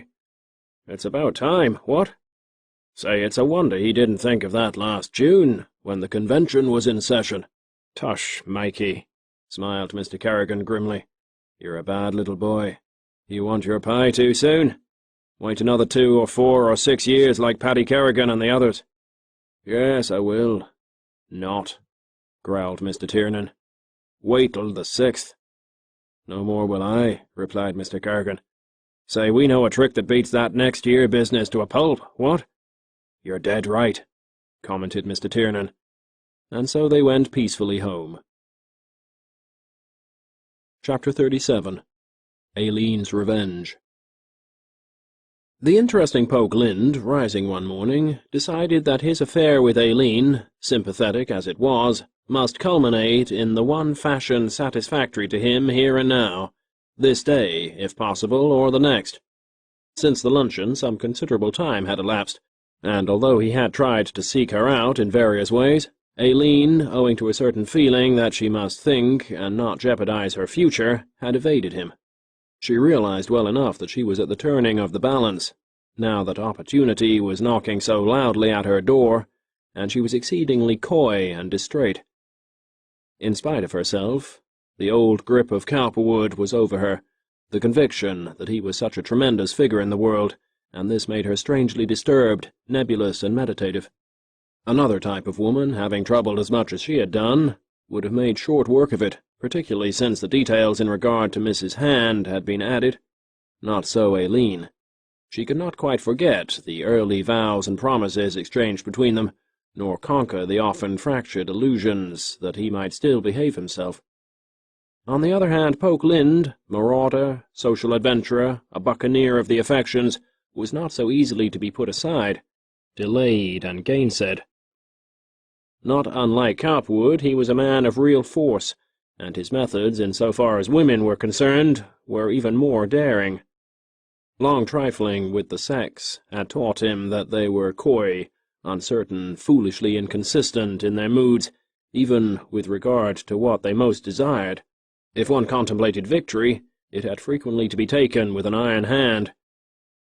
From this attitude, on his part, had sprung his rather dark fame. Aileen felt it on the day that she took lunch with him. His solemn, dark eyes were treacherously sweet. She felt as if she might be paving the way for some situation in which she would find herself helpless before his sudden mood, and yet she had come. But Lind, meditating Aileen's delay, had this day decided that he should get a definite decision, and that it should be favorable. He called her up at 10 in the morning and chaffed her concerning her indecision and changeable moods. He wanted to know whether she would not come and see the paintings at his friend's studio, whether she could not make up her mind to come to a barn dance, which some bachelor friends of his had arranged. When she pleaded being out of sorts, he urged her to pull herself together. "You're making things very difficult for your admirers," he suggested sweetly. Aileen fancied she had postponed the struggle diplomatically for some little time without ending it, when at 2 o'clock in the afternoon her doorbell was rung, and the name of Lind brought up. "He said he was sure you were in," commented the footman, on whom he had pressed $1, "and would you see him for just a moment? He would not keep you more than a moment." Aileen, taken off guard by this effrontery, uncertain as to whether there might not be something of some slight import concerning which he wished to speak to her, quarrelling with herself because of her indecision, really fascinated by Lind as a rival for her affections, and remembering his jesting, coaxing voice of the morning, decided to go down. She was lonely, and, clad in a lavender house-gown with an ermine collar and sleeve-cuffs, was reading a book. "Show him into the music-room," she said to the lackey. When she entered, she was breathing with some slight difficulty, for so Lind affected her. She knew she had displayed fear by not going to him before, and previous cowardice, plainly manifested, does not add to one's power of resistance. "Oh," she exclaimed, with an assumption of bravado which she did not feel, "I didn't expect to see you so soon after your telephone message. You have never been in our house before, have you? Won't you put up your coat and hat and come into the gallery? It's brighter there, and you might be interested in some of the pictures." Lind, who was seeking for some pretext whereby he might prolong his stay and overcome her nervous mood, accepted, pretending, however, that he was merely passing, and with a moment to spare. "Thought I'd just get one glimpse of you again. Couldn't resist the temptation to look in. Stunning room, isn't it? Spacious. And there you are. Who did that? Oh, I see, Van Beers. And a jolly fine piece of work it is, too. Charming." He surveyed her, and then turned back to the picture, where 10 years younger, buoyant, hopeful, carrying her blue and white striped parasol, she sat on a stone bench against the Dutch background of sky and clouds. Charmed by the picture she presented in both cases, he was genially complimentary. Today she was stouter, ruddier. The fibre of her had hardened, as it does with so many as the years come on, but she was still in full bloom. A little late in the summer, but in full bloom. "Oh, yes. And this Rembrandt. I'm surprised. I did not know your husband's collection was so representative. Israels, I see, and Jerome and Meissonier. Gad, it is a representative collection, isn't it?" "Some of the things are excellent," she commented, with an air aping Cowperwood and others, "but a number will be weeded out eventually. That Paul Potter and this Goyer, as better examples, come into the market." She had heard Cowperwood say as much over and over. Finding that conversation was possible between them in this easy, impersonal way, Aileen became quite natural and interested, pleased and entertained by his discreet and charming presence. Evidently he did not intend to pay much more than a passing social call.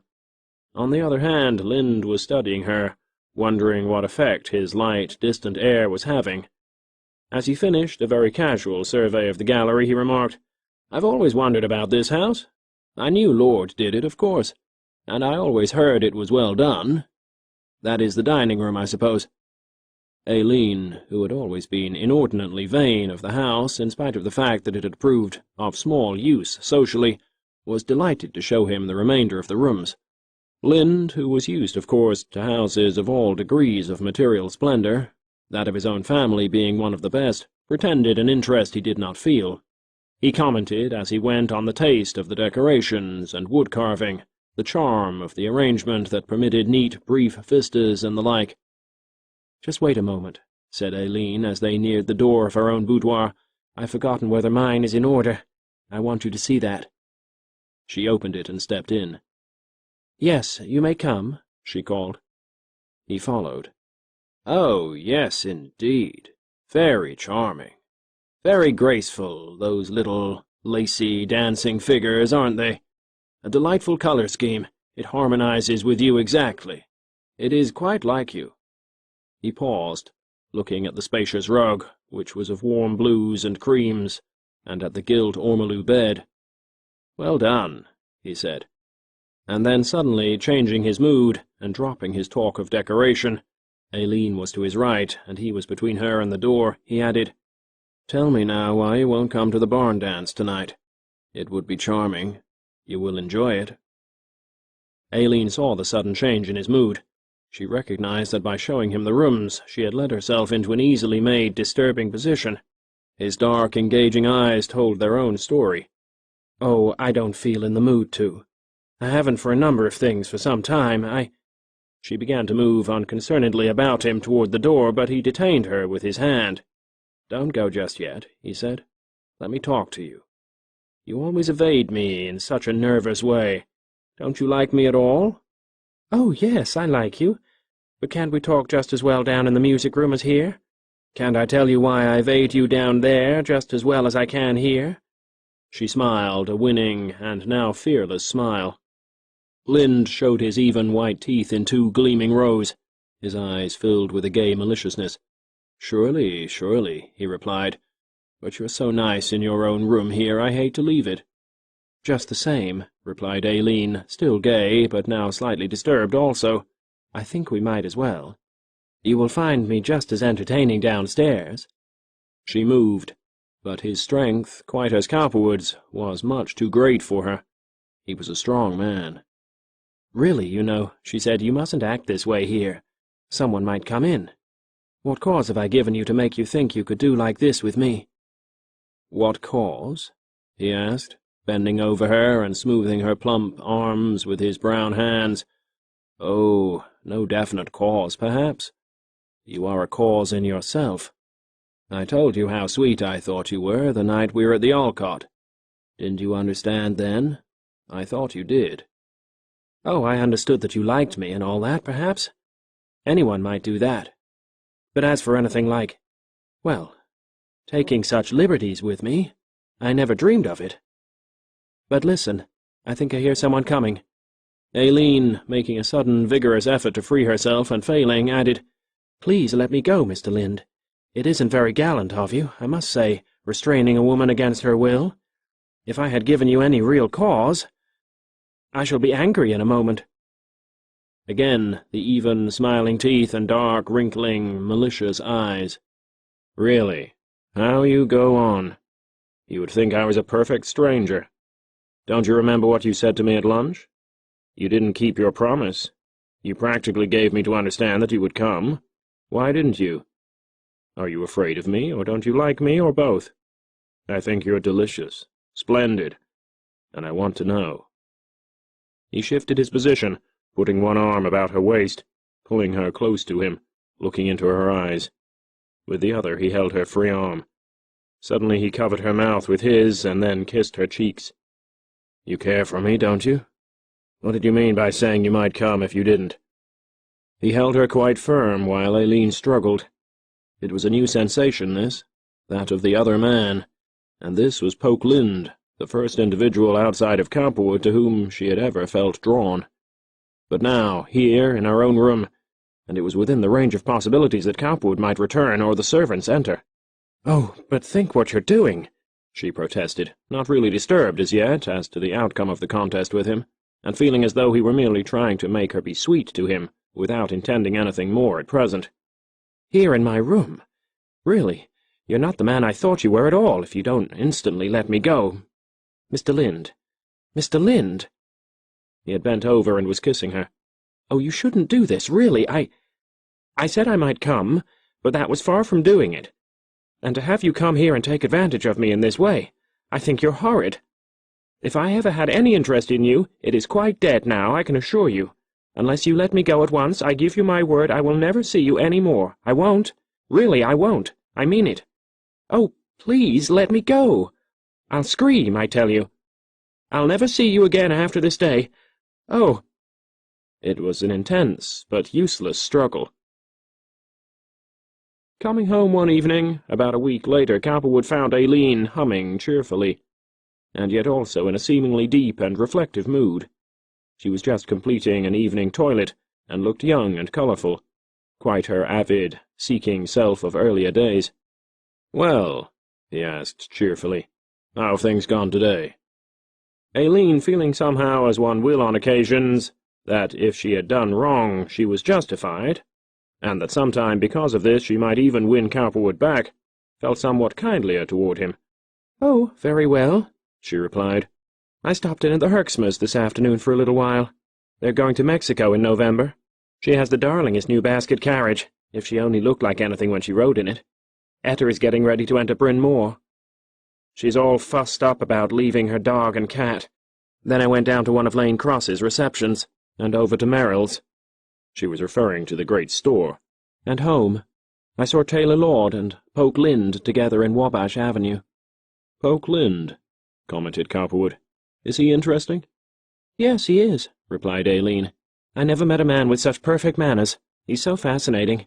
He's just like a boy, and yet, heaven knows, he seems to have had enough worldly experiences."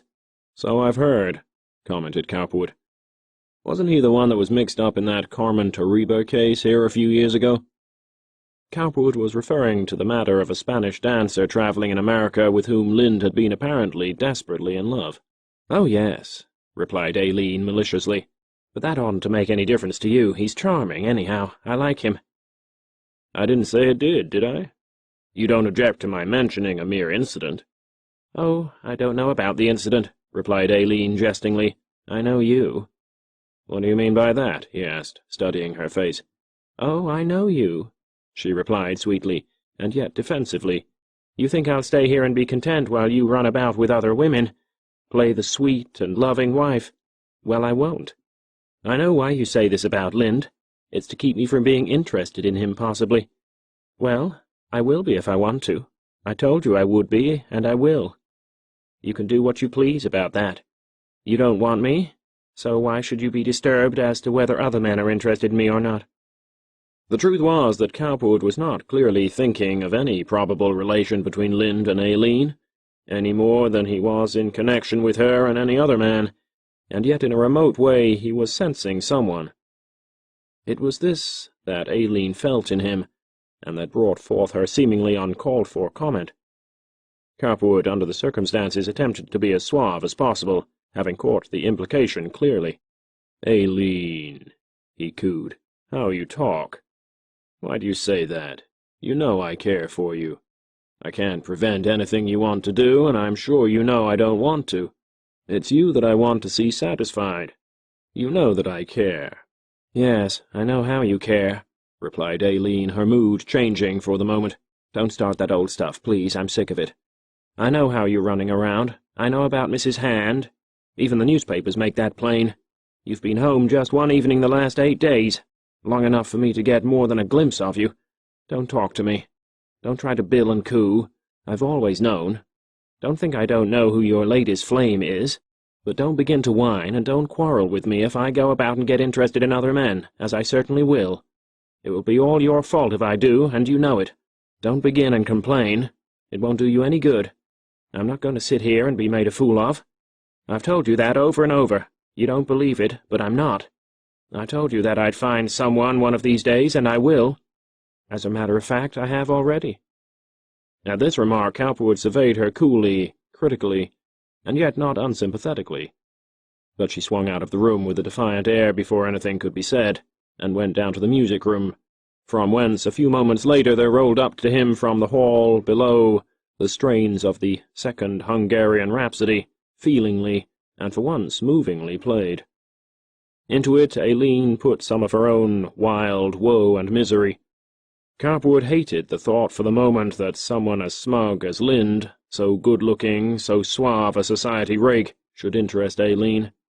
But if it must be, it must be. He could have no honest reason for complaint. At the same time, a breath of real sorrow for the days that had gone swept over him. He remembered her in Philadelphia, in her red cape, as a schoolgirl, in her father's house, out horseback riding, driving.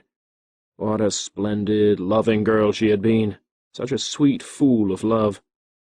Could she really have decided not to worry about him any more? Could it be possible that she might find someone else who would be interested in her and in whom she would take a keen interest? It was an odd thought for him. He watched her as she came into the dining-room later, arrayed in green silk of the shade of copper patina, her hair done in a high coil, and in spite of himself he could not help admiring her. She looked very young in her soul, and yet moody, loving, for someone, eager and defiant. He reflected for a moment what terrible things passion and love are, how they make fools of us all. All of us are in the grip of a great creative impulse, he said to himself. He talked of other things for a while, the approaching election, a poster wagon he had seen bearing the question, "Shall Cowperwood own the city?" "Pretty cheap politics, I call that," he commented. And then he told of stopping in a so-called Republican wigwam at State and 6th Streets, a great, cheaply erected, unpainted wooden shack with seats, and of hearing himself bitterly denounced by the reigning orator. "I was tempted once to ask that donkey a few questions," he added, "but I decided I wouldn't." Aileen had to smile. In spite of all his faults, he was such a wonderful man, to set a city thus by the ears. Yet what care I how fair he be, if he be not fair to me? "Did you meet anyone else besides Lind you liked?" he finally asked archly, seeking to gather further data without stirring up too much feeling. Aileen, who had been studying him, feeling sure the subject would come up again, replied, "No, I haven't. But I don't need to. One is enough." "What do you mean by that?" he asked gently. "Oh, just what I say. One will do." "You mean you're in love with Lind?" "I mean— oh." She stopped and surveyed him defiantly. "What difference does it make to you what I mean?" "Yes, I am. But what do you care? Why do you sit there and question me? It doesn't make any difference to you what I do. You don't want me. Why should you sit there and try to find out, or watch? It hasn't been any consideration for you that has restrained me so far. Suppose I am in love. What difference would it make to you?" "Oh, I care. You know I care. Why do you say that?" "Yes, you care," she flared. "I know how you care. Well, I'll just tell you one thing." Rage at his indifference was driving her on. "I am in love with Lind, and what's more, I'm his mistress, and I'll continue to be. But what do you care? Pshaw!" Her eyes blazed hotly, her color rose high and strong, she breathed heavily. At this announcement, made in the heat of spite and rage, generated by long indifference, Cowperwood sat up for a moment, and his eyes hardened with quite that implacable glare with which he sometimes confronted an enemy. He felt at once there were many things he could do to make her life miserable and to take revenge on Lind, but he decided after a moment he would not. It was not weakness, but a sense of superior power that was moving him. Why should he be jealous? Had he not been unkind enough? In a moment his mood changed to one of sorrow for Aileen, for himself, for life, indeed, its tangles of desire and necessity. He could not blame Aileen. Lind was surely attractive. He had no desire to part with her or to quarrel with her, merely to temporarily cease all intimate relations with her and allow her mood to clear itself up. Perhaps she would want to leave him of her own accord. Perhaps if he ever found the right woman, this might prove good grounds for his leaving her. The right woman. Where was she? He had never found her yet. "Aileen," he said quite softly, "I wish you wouldn't feel so bitterly about this. Why should you? When did you do this? Will you tell me that?" "No, I'll not tell you that," she replied bitterly. "It's none of your affairs, and I'll not tell you. Why should you ask? You don't care." "But I do care, I tell you," he returned irritably, almost roughly. "When did you? You can tell me that, at least." His eyes had a hard, cold look for the moment, dying away, though, into kindly inquiry. "Oh, not long ago, about a week," Aileen answered, as though she were compelled. "How long have you known him?" he asked curiously. "Oh, 4 or 5 months now. I met him last winter." "And did you do this deliberately because you were in love with him, or because you wanted to hurt me?" He could not believe, from past scenes between them, that she had ceased to love him. Aileen stirred irritably. "I like that," she flared. "I did it because I wanted to, and not because of any love for you, I can tell you that. I like your nerve, sitting here presuming to question me after the way you have neglected me." She pushed back her plate and made as if to get up. "Wait a minute, Aileen," he said, simply, putting down his knife and fork and looking across the handsome table where Sèvres, silver, fruit, and dainty dishes were spread, and where under silk-shaded lights they sat opposite each other. "I wish you wouldn't talk that way to me. You know that I'm not a petty, fourth-rate fool. You know that whatever you do, I'm not going to quarrel with you. I know what the trouble is with you. I know why you are acting this way and how you will feel afterward if you go on. It isn't anything I will do." He paused, caught by a wave of feeling. "Oh, isn't it?" she blazed, trying to overcome the emotion that was rising in herself. The calmness of him stirred up memories of the past. "Well, you keep your sympathy for yourself. I don't need it. I will get along. I wish you wouldn't talk to me." She shoved her plate away with such force that she upset a glass in which was champagne, the wine making a frayed yellowish splotch on the white linen, and rising, hurried toward the door. She was choking with anger, pain, shame, regret. "Aileen! Aileen!" he called, hurrying after her, regardless of the butler, who, hearing the sound of stirring chairs, had entered. These family woes were an old story to him. "It's love you want, not revenge. I know. I can tell. You want to be loved by someone completely. I'm sorry. You mustn't be too hard on me. I shan't be on you." He seized her by the arm and detained her as they entered the next room. By this time Aileen was too ablaze with emotion to talk sensibly, or understand what he was doing. "Let me go," she exclaimed angrily, hot tears in her eyes. "Let me go! I tell you I don't love you any more. I tell you I hate you." She flung herself loose and stood erect before him. "I don't want you to talk to me. I don't want you to speak to me. You're the cause of all my troubles. You're the cause of whatever I do, when I do it, and don't you dare to deny it. You'll see. You'll see. I'll show you what I'll do." She twisted and turned, but he held her firmly until, in his strong grasp as usual, she collapsed and began to cry. "Oh, I cry," she declared, even in her tears, "but it will be just the same. It's too late. Too late." Chapter 38. An Hour of Defeat. The stoic Cowperwood, listening to the blare and excitement that went with the fall campaign, was much more pained to learn of Aileen's desertion than to know that he had arrayed a whole social element against himself in Chicago. He could not forget the wonder of those first days when Aileen was young, and love and hope had been the substance of her being. The thought ran through all his efforts and cogitations like a distantly orchestrated undertone. In the main, in spite of his activity, he was an introspective man, and art, drama, and the pathos of broken ideals were not beyond him.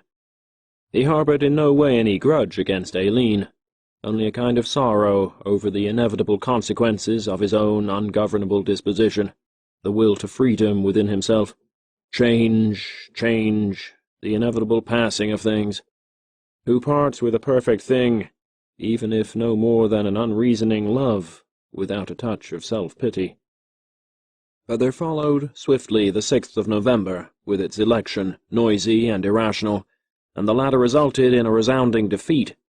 Out of the 32 Democratic aldermen nominated, only 10 were elected, giving the opposition a full 2/3 majority in council, Messrs. Tiernan and Kerrigan, of course, being safely in their places. With them came a Republican mayor, and all his Republican associates on the ticket, who were now supposed to carry out the theories of the respectable and the virtuous. Cowperwood knew what it meant, and prepared at once to make overtures to the enemy. From McKenty and others he learned by degrees the full story of Tiernan's and Kerrigan's treachery, but he did not store it up bitterly against them. Such was life. They must be looked after more carefully in future, or caught in some trap and utterly undone. According to their own accounts, they had barely managed to scrape through. "Look at myself. I only won by 300 votes, archly declared Mr. Kerrigan on divers and sundry occasions. "By God, I almost lost my own ward." Mr. Tiernan was equally emphatic. "The police was no good to me," he declared firmly. "They let the other fellows beat up me men. I only polled 6,000 when I should have had 9. But no one believed them. While McKenty meditated as to how in 2 years he should be able to undo this temporary victory, and Cowperwood was deciding that conciliation was the best policy for him, Schryhart, Hand, and Arneel, joining hands with young MacDonald, were wondering how they could make sure that this party victory would cripple Cowperwood and permanently prevent him from returning to power. It was a long, intricate fight that followed, but it involved, before Cowperwood could possibly reach the new alderman, a proposed reintroduction and passage of the much-opposed General Electric franchise, the granting of rights and privileges in outlying districts to various minor companies, and, last and worst, a thing which had not previously dawned on Cowperwood as in any way probable, the projection of an ordinance granting to a certain Southside corporation the privilege of erecting and operating an elevated road. This was as severe a blow as any that had yet been dealt Cowperwood, for it introduced a new factor and complication into the Chicago Street Railway situation, which had hitherto, for all its troubles, been comparatively simple. In order to make this plain, it should be said that some 18 or 20 years before, in New York, there had been devised and erected a series of elevated roads, calculated to relieve the congestion of traffic on the lower portion of that long and narrow island, and they had proved an immense success. Cowperwood had been interested in them, along with everything else which pertained to public street traffic, from the very beginning. In his various trips to New York he had made a careful physical inspection of them. He knew all about their incorporation, backers, the expense connected with them, their returns, and so forth. Personally, insofar as New York was concerned, he considered them an ideal solution of traffic on that crowded island. Here in Chicago, where the population was as yet comparatively small, verging now toward 1 million and widely scattered over a great area, he did not feel that they would be profitable, certainly not for some years to come. What traffic they gained would be taken from the surface lines, and if he built them, he would be merely doubling his expenses to have his profits. From time to time he had contemplated the possibility of their being built by other men, providing they could secure a franchise, which, previous to the late election, had not seemed probable, and in this connection he had once said to Addison, "Let them sink their money, and about the time the population is sufficient to support the lines, they will have been driven into the hands of receivers. I will simply chase the game into my bag, and I can buy them for a mere song." With this conclusion Addison had agreed, but since this conversation circumstances made the construction of these elevated roads far less problematic. In the first place, public interest in the idea of elevated roads was increasing. They were a novelty, a factor in the life of New York, and at this time rivalry with the great cosmopolitan heart was very keen in the mind of the average Chicago citizen. Public sentiment in this direction, however naive or unworthy, was nevertheless sufficient to make an elevated road in Chicago popular for the time being. In the second place, it so happened that because of this swelling tide of municipal enthusiasm, this renaissance of the West, Chicago had finally been chosen, at a date shortly preceding the present campaign, as the favored city for an enormous international fair, quite the largest ever given in America. Men such as Hand, Schryhart, Merrill, and Arneel, to say nothing of the various newspaper publishers and editors, had been enthusiastic supporters of the project, and in this Cowperwood had been one of them. No sooner, however, had the award actually been granted than Cowperwood's enemies made it their first concern to utilize the situation against him. To begin with, the site of the fair, by aid of the new anti-Cowperwood Council, was located on the south side, at the terminus of the Skryhart line, thus making the whole city pay tribute to that corporation. Simultaneously, the thought suddenly dawned upon the Skryhart faction that it would be an excellent stroke of business if the New York elevated road idea were now introduced into the city, not so much with the purpose of making money immediately, but in order to bring the hated magnate to an understanding that he had a formidable rival which might invade the territory that he now monopolized, curtailing his profits, and thus making it advisable for him to close out his holdings and depart. Bland and interesting were the conferences held by Mr. Skryhart and Mr. Hand, and by Mr. Hand and Mr. Arneel on this subject. Their plan, as first outlined, was to build an elevated road on the south side, south of the proposed fairgrounds, and once that was popular, having previously secured franchises, which would cover the entire field, west, south, and north, to construct the others at their leisure, and so to bid Mr. Cowperwood a sweet and smiling adieu. Cowperwood, awaiting the assembling of the new city council 1 month after election, did not propose to wait in peace and quiet until the enemy should strike at him unprepared. Calling those familiar agents, his corporation attorneys, around him, he was shortly informed of the new elevated road idea, and it gave him a real shock. Obviously Hand and Skryhart were now in deadly earnest. At once he dictated a letter to Mr. Gilgan, asking him to call at his office. At the same time he hurriedly adjured his advisers to use due diligence in discovering what influences could be brought to bear on the new mayor, the Honourable Chafee Thayer Sluss, to cause him to veto the ordinances in case they came before him, to effect in him, indeed, a total change of heart. The Honourable Chafee Thayer Sluss, whose attitude in this instance was to prove crucial, was a tall, shapely, somewhat grandiloquent person, who took himself and his social and commercial opportunities and doings in the most serious and, as it were, elevated light.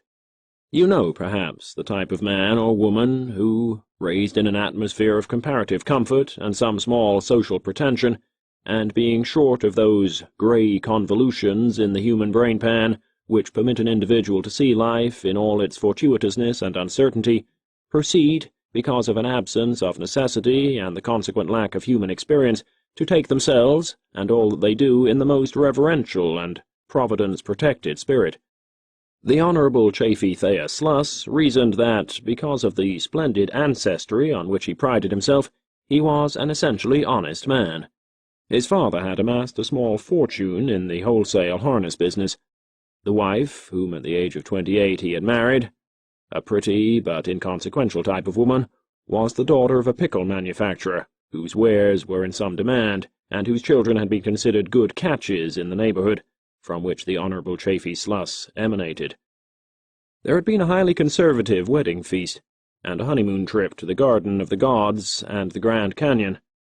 Then the sleek Chafee, much in the grace of both families because of his smug determination to rise in the world, had returned to his business, which was that of a paper broker, and had begun with the greatest care to amass a competence on his own account. The Honourable Chafee, be it admitted, had no particular faults, unless those of smugness and a certain over-carefulness as to his own prospects and opportunities can be counted as such. But he had one weakness, which, in view of his young wife's stern and somewhat puritanic ideas and the religious propensities of his father and father-in-law, was exceedingly disturbing to him. He had an eye for the beauty of women in general, and particularly for plump, blonde women with corn-colored hair. Now and then, in spite of the fact that he had an ideal wife and 2 lovely children, he would cast a meditative and speculative eye after those alluring forms that cross the path of all men, and that seem to beckon slyly by implication if not by actual open suggestion. However, it was not until several years after Mr. Sluss had married, and when he might have been considered settled in the ways of righteousness, that he actually essayed to any extent the role of a gay Lothario. An experience or two with the less vigorous and vicious girls of the streets, a tentative love affair with a girl in his office, who was not new to the practices she encouraged, and he was fairly launched. He lent himself at first to the great folly of pretending to love truly, but this was taken by one and another intelligent young woman with a grain of salt. The entertainment and preferment he could provide were accepted as sufficient reward. One girl, however, actually seduced, had to be compensated by $5,000, and that after such terrors and heartaches, his wife, her family, and his own looming up horribly in the background, as should have cured him forever of a penchant for stenographers and employees generally. Thereafter, for a long time, he confined himself strictly to such acquaintances as he could make through agents, brokers, and manufacturers who did business with him, and who occasionally invited him to one form of bacchanalian feast or another. As time went on, he became wiser, if, alas, a little more eager.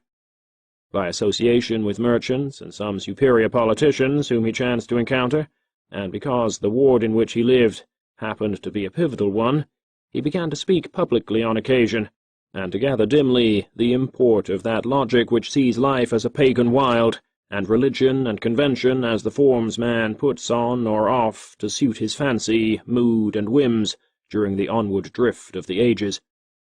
Not for Chafee Thea Sluss to grasp the true meaning of it all. His brain was not big enough. Men led dual lives, it was true, but say what you would, and in the face of his own erring conduct this was very bad. On Sunday, when he went to church with his wife, he felt that religion was essential and purifying. In his own business he found himself frequently confronted by various little flaws of logic relating to undue profits, misrepresentations, and the like. But say what you would, nevertheless, and notwithstanding, God was God, morality was superior, the Church was important. It was wrong to yield to one's impulses, as he found it so fascinating to do. One should be better than his neighbour, or pretend to be. What is to be done with such a rag-bag moralistic ass as this?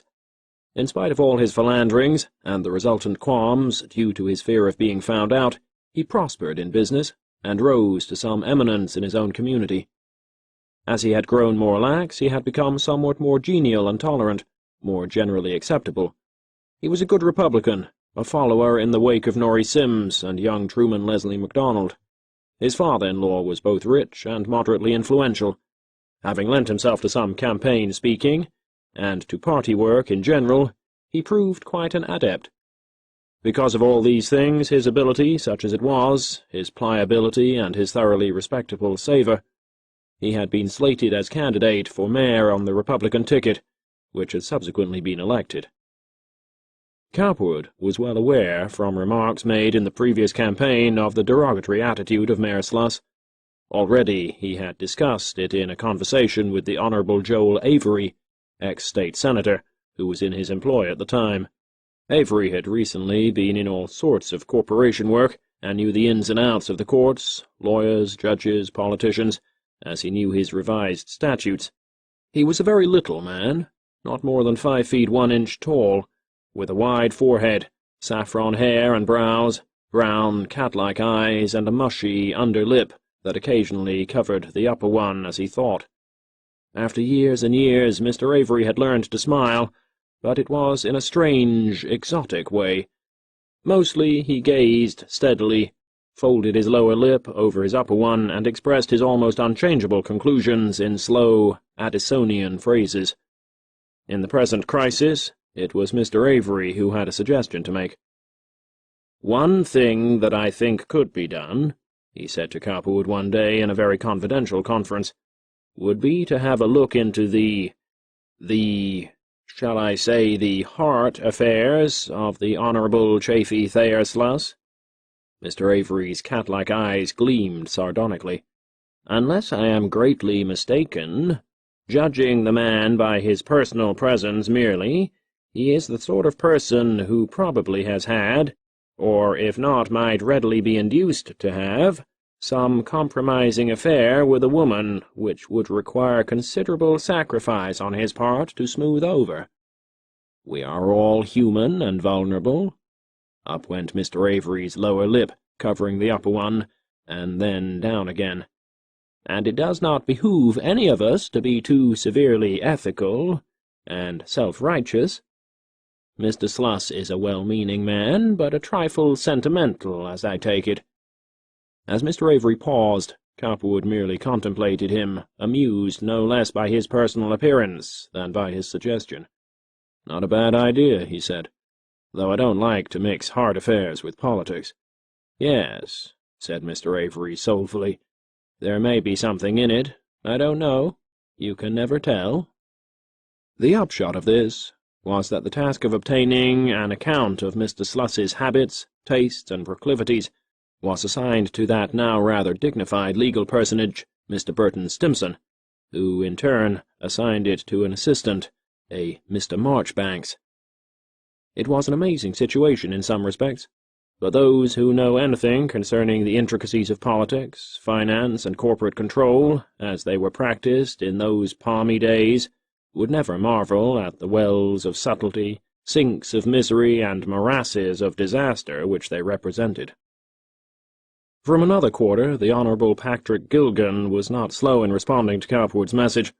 Whatever his political connections and proclivities, he did not care to neglect so powerful a man. "And what can I be doing for you today, Mr. Cowperwood?" he inquired when he arrived, looking nice and fresh, very spick and span after his victory. "Listen, Mr. Gilgan," said Cowperwood simply, eyeing the Republican county chairman very fixedly and twiddling his thumbs with fingers interlocked. "Are you going to let the city council jam through the General Electric and that South Side L Road ordinance without giving me a chance to say a word or do anything about it?"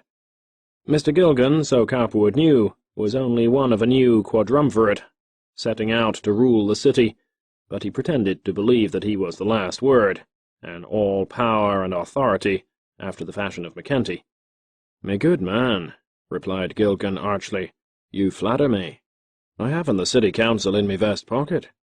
I've been county chairman, it's true, and helped to elect some of these men, but I don't own 'em. Why shouldn't they pass the General Electric ordinance? It's an honest ordinance, as far as I know. All the newspapers have been for it. As for this L Road ordinance, I haven't anything to do with it. It isn't anything I know much about. Young MacDonald and Mr. Scryhart are looking after that." As a matter of fact, all that Mr. Gilgan was saying was decidedly true. A henchman of young MacDonald's, who was beginning to learn to play politics, an alderman by the name of Clem, had been scheduled as a kind of field marshal, and it was MacDonald, not Gilgan, Tiernan, Kerrigan, or Edstrom, who was to round up the recalcitrant aldermen, telling them their duty. Gilgan's quadrumvirate had not as yet got their machine in good working order, though they were doing their best to bring things about. "I helped to elect every one of these men, it's true, but that doesn't mean I'm running 'em, by any means," concluded Gilgan. "Not yet, anyhow." At the "not yet," Cowperwood smiled. "Just the same, Mr. Gilgan," he went on smoothly, "you're the nominal head and front of this whole movement in opposition to me at present, and you're the one I have to look to. You have this present Republican situation almost entirely in your own fingers, and you can do about as you like if you're so minded. If you choose, you can persuade the members of council to take considerable more time than they otherwise would in passing these ordinances. Of that I'm sure. I don't know whether you know or not, Mr. Gilgan, though I suppose you do, that this whole fight against me is a strike campaign intended to drive me out of Chicago. Now, you're a man of sense and judgment and considerable business experience, and I want to ask you if you think that is fair. I came here some 16 or 17 years ago, and went into the gas business. It was an open field, the field I undertook to develop, outlying towns on the north, south, and west sides. Yet the moment I started, the old line companies began to fight me, though I wasn't invading their territory at all at the time." "I remember it well enough," replied Gilgan. "I was one of the men that helped you to get your Hyde Park franchise. You'd never have got it if it hadn't been for me. That fellow McKibben," added Gilgan, with a grin. "A likely chap, him. He always walked as if he had on rubber shoes. He's with you yet, I suppose?" "Yes, he's around here somewhere," replied Cowperwood loftily. "But to go back to this other matter, most of the men that are behind this General Electric ordinance and this L Road franchise were in the gas business. Blackman, Jules, Baker, Scryhart, and others. and they are angry because I came into their field, and angrier still because they had eventually to buy me out. They're angry because I reorganized these old-fashioned street railway companies here and put them on their feet. Merrill is angry because I didn't run a loop around his store, and the others are angry because I ever got a loop at all. They're all angry because I managed to step in and do the things that they should have done long before. I came here, and that's the whole story in a nutshell. I've had to have the city council with me to be able to do anything at all, and because I managed to make it friendly and keep it so, they've turned on me in that section and gone into politics. I know well enough, Mr. Gilgan, concluded Cowperwood, who has been behind you in this fight. I've known all along where the money has been coming from. You've won, and you've won handsomely, and I for one don't begrudge you your victory in the least. But what I want to know now is, are you going to help them carry this fight on against me in this way, or are you not? Are you going to give me a fighting chance? There's going to be another election in 2 years. Politics isn't a bed of roses that stays made just because you make it once. These fellows that you have got in with are a crowd of silk stockings. They haven't any sympathy with you or anyone like you. They're willing to be friendly with you now, just long enough to get something out of you and club me to death. But after that, how long do you think they will have any use for you? How long? Not very long, maybe, replied Gilgan simply and contemplatively. But the world is the world, and we have to take it as we find it. Quite so, replied Cowperwood, undismayed. But Chicago is Chicago, and I will be here as long as they will. Fighting me in this fashion, building elevated roads to cut into my profits and giving franchises to rival companies, isn't going to get me out or seriously injure me either. I'm here to stay, and the political situation as it is today isn't going to remain the same forever and ever. Now, you are an ambitious man, I can see that. You're not in politics for your health, that I know. Tell me exactly what it is you want, and whether I can get it for you as quick, if not quicker, than these other fellows. What is it I can do for you that will make you see that my side is just as good as theirs, and better? I am playing a legitimate game in Chicago. I've been building up an excellent streetcar service. I don't want to be annoyed every 15 minutes by a rival company coming into the field. Now, what can I do to straighten this out? Isn't there some way that you and I can come together without fighting at every step? Can't you suggest some program we can both follow that will make things easier? Cowperwood paused, and Gilgan thought for a long time.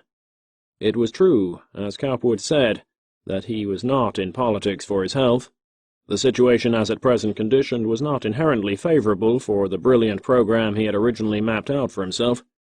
Tiernan, Kerrigan, and Edstrom were friendly as yet, but they were already making extravagant demands, and the reformers, those who had been led by the newspapers to believe that Cowperwood was a scoundrel and all his works vile, were demanding that a strictly moral program be adhered to in all the doings of council, and that no jobs, contracts, or deals of any kind be entered into without the full knowledge of the newspapers and of the public.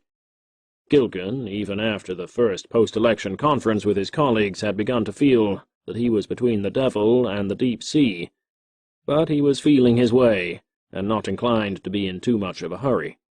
"It's rather a flat proposition you're making me," he said softly after a time, "asking me to throw down me friends the moment I've won a victory for 'em.